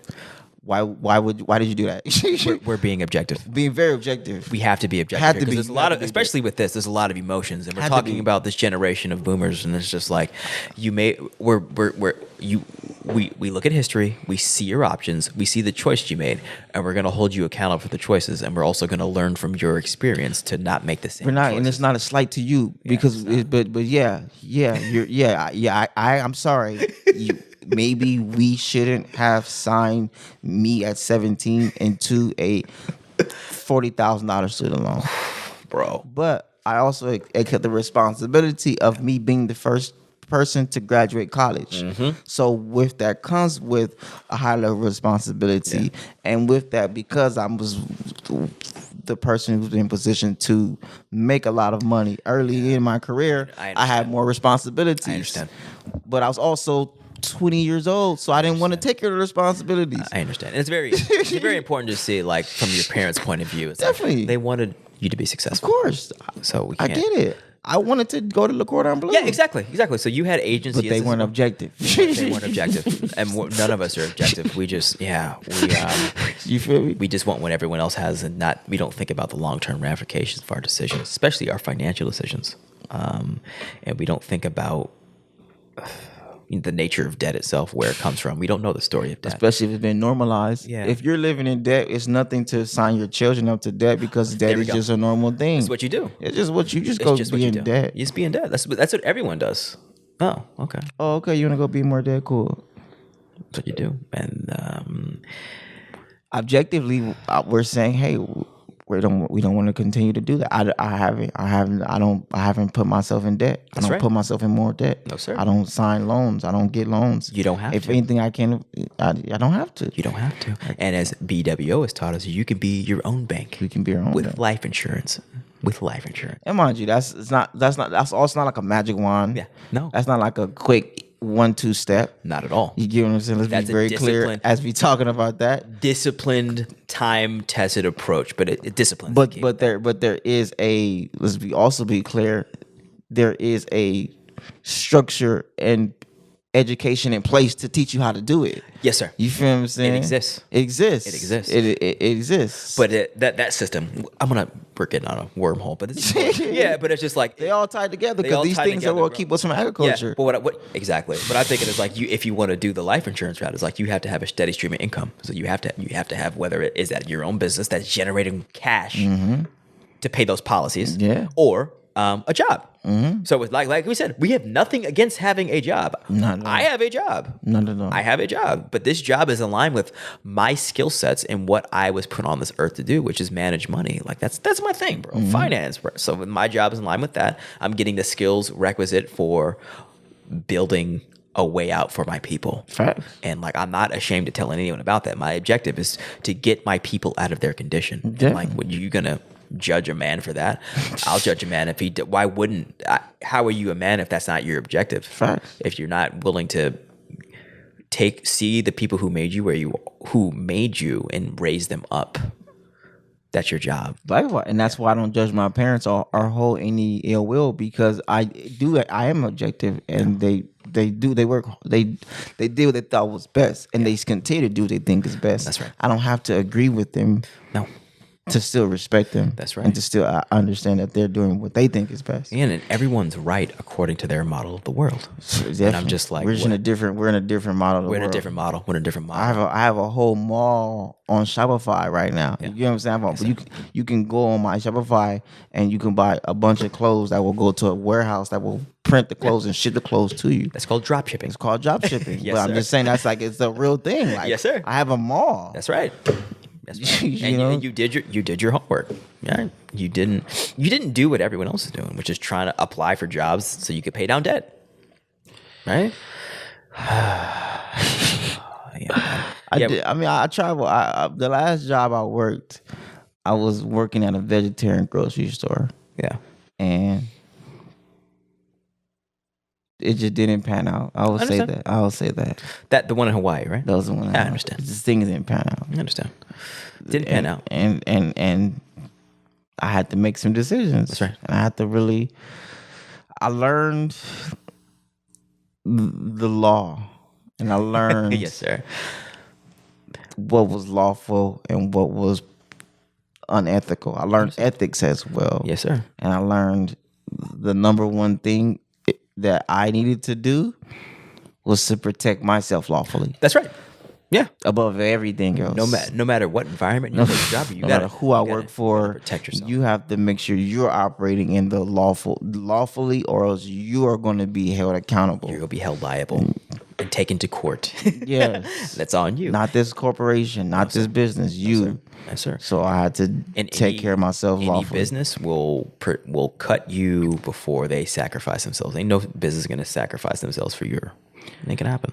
And they'll cut you if that and that works both ways. Yes, sir. And I was right the way of like for you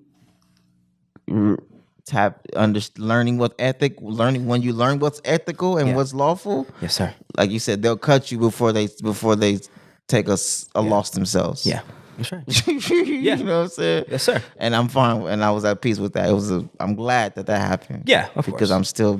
Of course. I'm still benefiting from that. Yeah, and let's go back. I mean, we close this out. We talk about our parents, like they did the best they could. Definitely. And they also raised us both in the church. Definitely. You know what I'm saying? And it's like they raised us on the story of Jesus. Here we go. Right? They raised on the story of Jesus, and here we are living the resurrection, showing what it really looks like in real life. So we can knock them all they want, but they laid the foundation for us to take us to the next level. And mind you, I have had those conversations with because me and my dad, we have in depth conversations about these type of things. I have we have conversations about our belief systems, and I remember one of the things my dad was kind of saying. I was kind of like.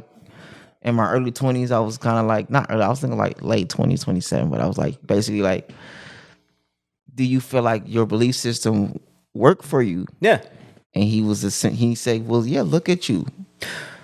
You don't think how does my belief system not work for me when look at you? Like, look what it has brought. And I was like, damn. And that's literally what we said earlier is like, look at my works. Yeah. And I was like, shit. Got him.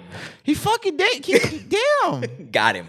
Facts. Maybe I should just shut my mouth. Exactly. Exactly. And maybe. So we give him respect. Respect. Objective, but also like, no, end of the day, like you did what you. My dad knows. I'll go and just randomly go and hug my dad and say thank you for the things you're doing. I don't have to, and I've accepted.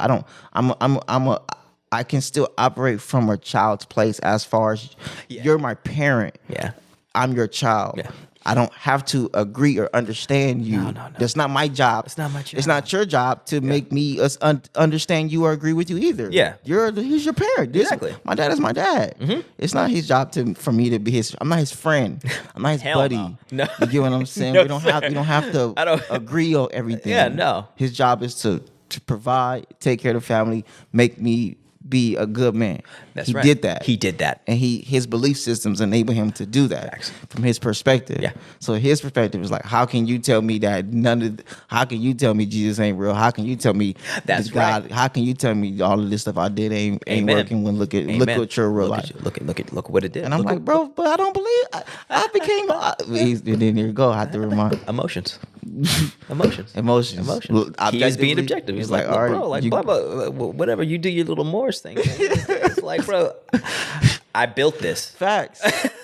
I built this, and that argument will trump everything because he's like, it comes down to the work. He put in work. And his belief system at that time gave him the opposite. It built you. Facts. So you have to respect that. And given that knowledge, given that realization, I grew up reading Proverbs. I still read Proverbs. Yeah, I love Proverbs is embedded in me. I love Proverbs, bro. Just absolute bars all the time. All the time. Bars. The life of Solomon is bars. Yeah, it's bars. I pray when I pray. I want to be Solomon. I want to be David. Sometimes when I'm feeling, I don't really pray to be Jesus because I don't want to get, the cross. I know it's necessary, but like it comes with the it, territory. But like I be honest, I keep it in the buck. It's like I want to be Solomon, yeah, because that's cool. He's a king. It's like he caught some work. He got in a little trouble, but and I keep reading that story, bro. You get what I'm saying? It got a little feisty. It got ugly at the end. Yes, it did. And then that ugliness transcended down to his entire generation, his entire kingdom. Yes, sir. You get what I'm saying? Yes, I do. To me, he's the ultimate learning lesson. Yes, he is. Of like what not to do. What not to do. Because remember, he was the wisest man and he still did all these things. And he prayed for that. He was the wisest man though and still did all these things. All these things. He had a body count, bro. He had a big body count and was the wisest. And then even in his wisdom, still allow himself to be turned from God. That's real, bro. Yeah. With all of the wisdom. Yeah. And he prayed for that wisdom. Remember, he asked and God for said, because you want, I got you. I said, that's what you want. All right, thank you. It's yours. You can name birds and you can name plants. Talk to the birds, right? I think so. Everything. Wisest man. Yes, sir. And women are naturally going to come to you. Yes, they did. What are you going to do? Bodies. Yeah. And then it got to the ego. Bro. You want the harem. You wanted that harem. Bro. That's a whole nother conversation. Boy was flexing.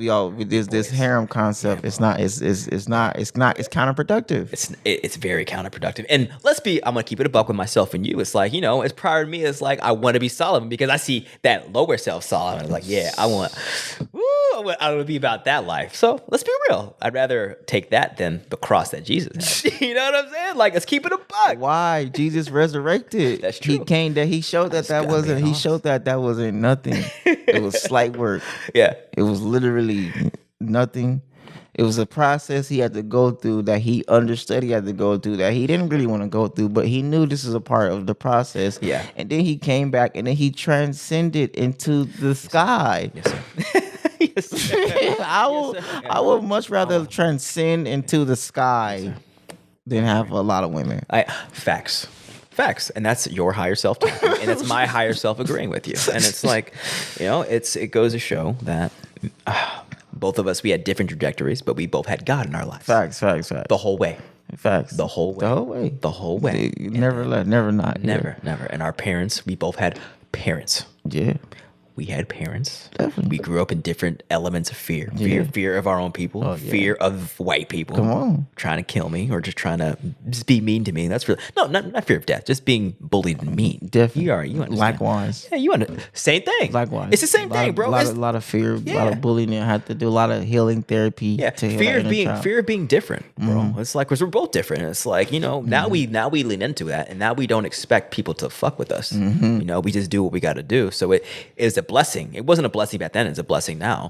But we had the trajectories. God was with us. Allah was with us the whole time, but through the agency of our parents. So they were right. Their spirituality was manifested through what is called Christianity, right? So, and then we took that Christianity, and then the only thing we did with that is we fleshed it out. We bodied it.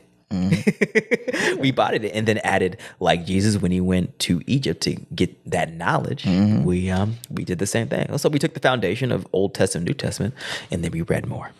And we continued our journey. That's it. And we're continuing our journey. And we honor it. Yes, sir. We honor, I'm Timothy. So right. My mom don't. I tell people call me Temu Asyr. Yeah. My mom don't call me Temu Asyr. Let me be very clear. My mom, I feel you. My mom was like, I don't care about all that, like you said, all that Moorish stuff, all that Egyptian comedic stuff. That's cool. Do that outside. Don't come in this house with all of that. I'm gonna call you what I named you. And I'm like, Mama, you have that right. Yeah, you do. I said, just know that's not what I want to call myself. Facts. And that's not what I want to tell people to call me. Because I'm not Greek. We ain't never been in Greece. That's Mama. right. That's right, man. But the frequency and the vibration is still here. I haven't changed what you meant for me, what you prophesied over me. It's still here. It's here. It's just refined and looked at it from a different perspective, from a Eurocentric perspective. Exactly. But you still Timothy, bro. And I'm Adam, like it, and like that. My parents don't call me Adam X; they call me Adam. Yeah, exactly. You feel me? And as long as we know who we are, that's what's important. It don't matter. Like you said, I was the weird kid, bro. Yeah, I was the weird kid in middle school, drawing shoes in the corner. That was interesting. I was the bad kid, and I wasn't bad. I was the silent kid in elementary who was valedictorian, and nobody understood why I was valedictorian because I was a shy, quiet kid in a corner who didn't pay attention. I understand. How was he valedictorian? He did his homework, probably, right? I was just smarter than everybody. Oh, and that too. Yes, sir.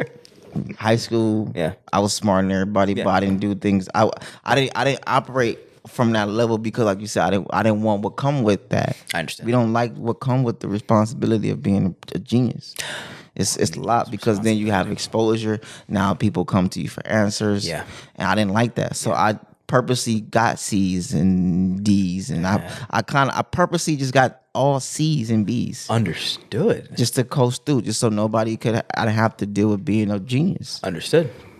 And then I got older and I realized, oh wait, bro, you can't continue to do that as an adult. No, you're a genius. Yeah, exactly. You cannot be a genius. You can't not be a because genius, it's uncomfortable. Yeah, no.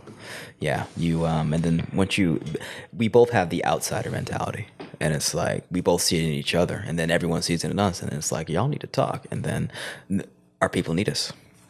Yeah, Right our people here, need man. us. Our parents built us for this. Whether they probably didn't imagine us being a Moor or in the Nation of Islam. Not at all. Not at all, bro. But Allah is the best of planners. Bro, not at all. Isn't that cold? I think It's I know my cold. parents caught on to it early, like in my 20s, because I was very rebellious, bro. Me too, bro. Out the gate, I was very rebellious. So they was like, "What?" You know, my dad. I know my dad's plan and my mom's their vision for me Yeah. was like, "What?" And then it kept getting like, "Wait, what? This is what you want to do?" This is what you want to do? And I was like, "Yeah." You want to farm? You want to farm, bro? That's what poor people do. Yeah. Right?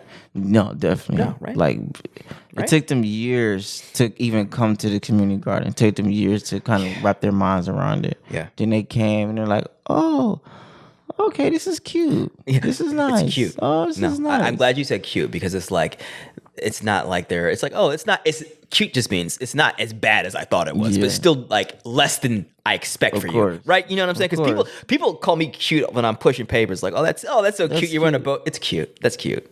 It's cute. But I'm like, okay, you don't see what's happening. And that's okay. Yeah, that's A-okay. I don't take it personal. I'm like, okay, oh, thank you. I'm cute. Yeah. Yeah, right? It was cute until I know, like, until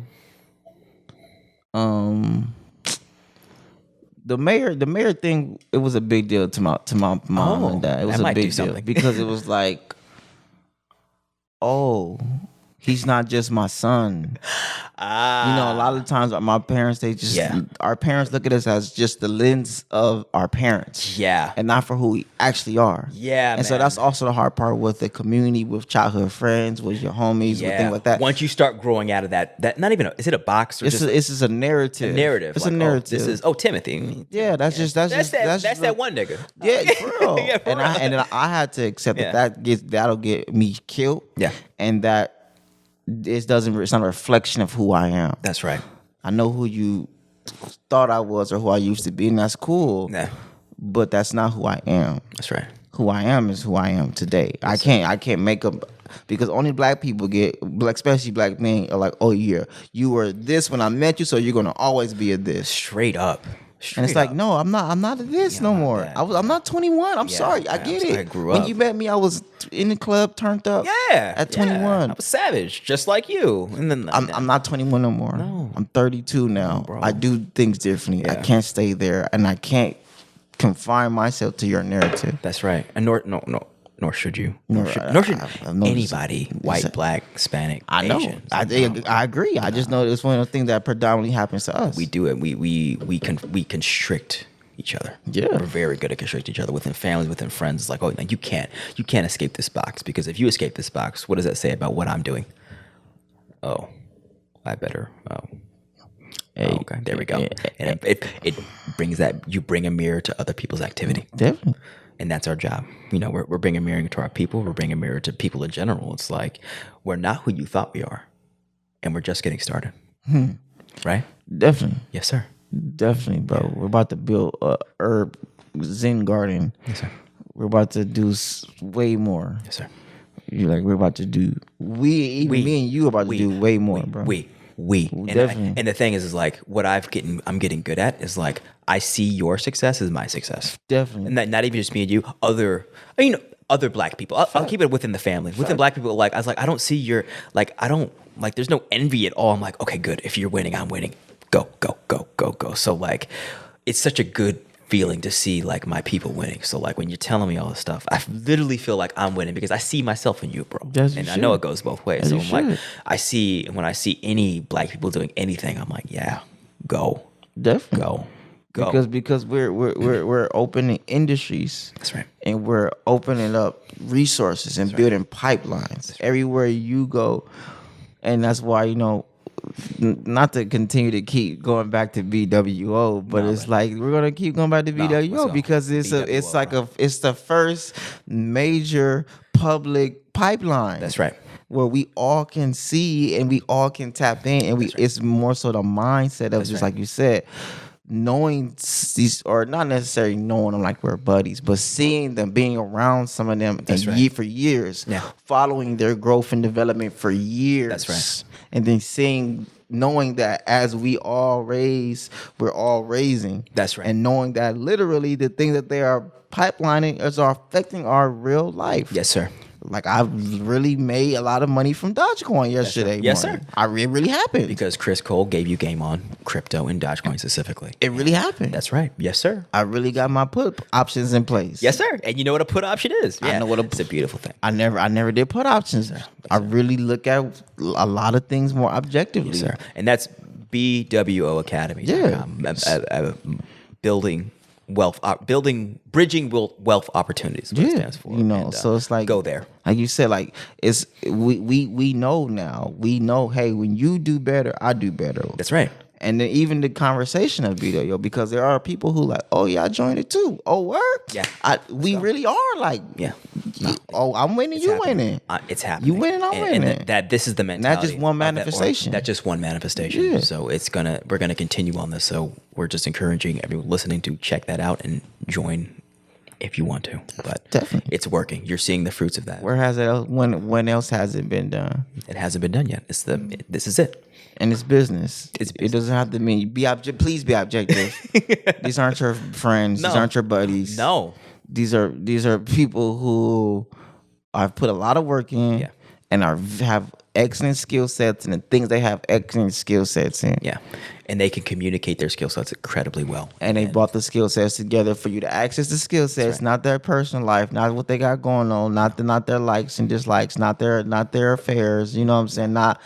That's none of my business. I don't care. That's right.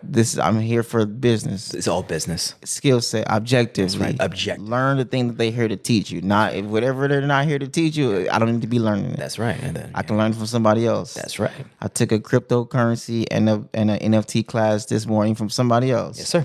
You know what I'm saying? That's right. Yeah, and then you could bring that back to BWO, like that game. So, yeah. And the fact that you got that knowledge now, I feel like I got that knowledge. Exactly. Yeah, it's great. It's beautiful. That's so literally how it's supposed to. We are resources. Yeah, I'm a resource. That's I know that. That's all my agricultural information and knowledge I have, is for the people. It's for us. It's for everyone. It's my and knowledge, it's public information. That's right. I literally give an introduction to organic book away. Yeah, exactly. Yeah, that was the first thing you gave me. So here, take my book, and I need to finish reading it, but I'm gonna finish reading it. You got it forever, yes, bro. Sir. Everyone. You don't gotta feel no pressure to read it. You know what I'm saying? Yes, I just want people to have it. Yes, sir.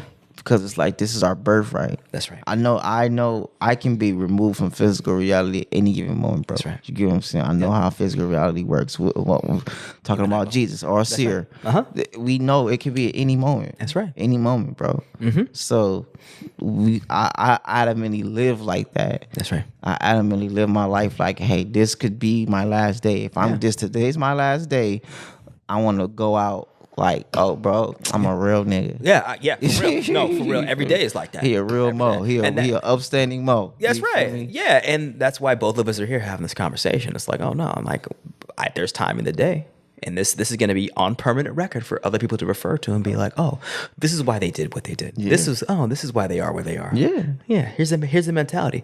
We're offering the people our mind because we want to duplicate this mind of self-sufficiency in our people, what it comes down to.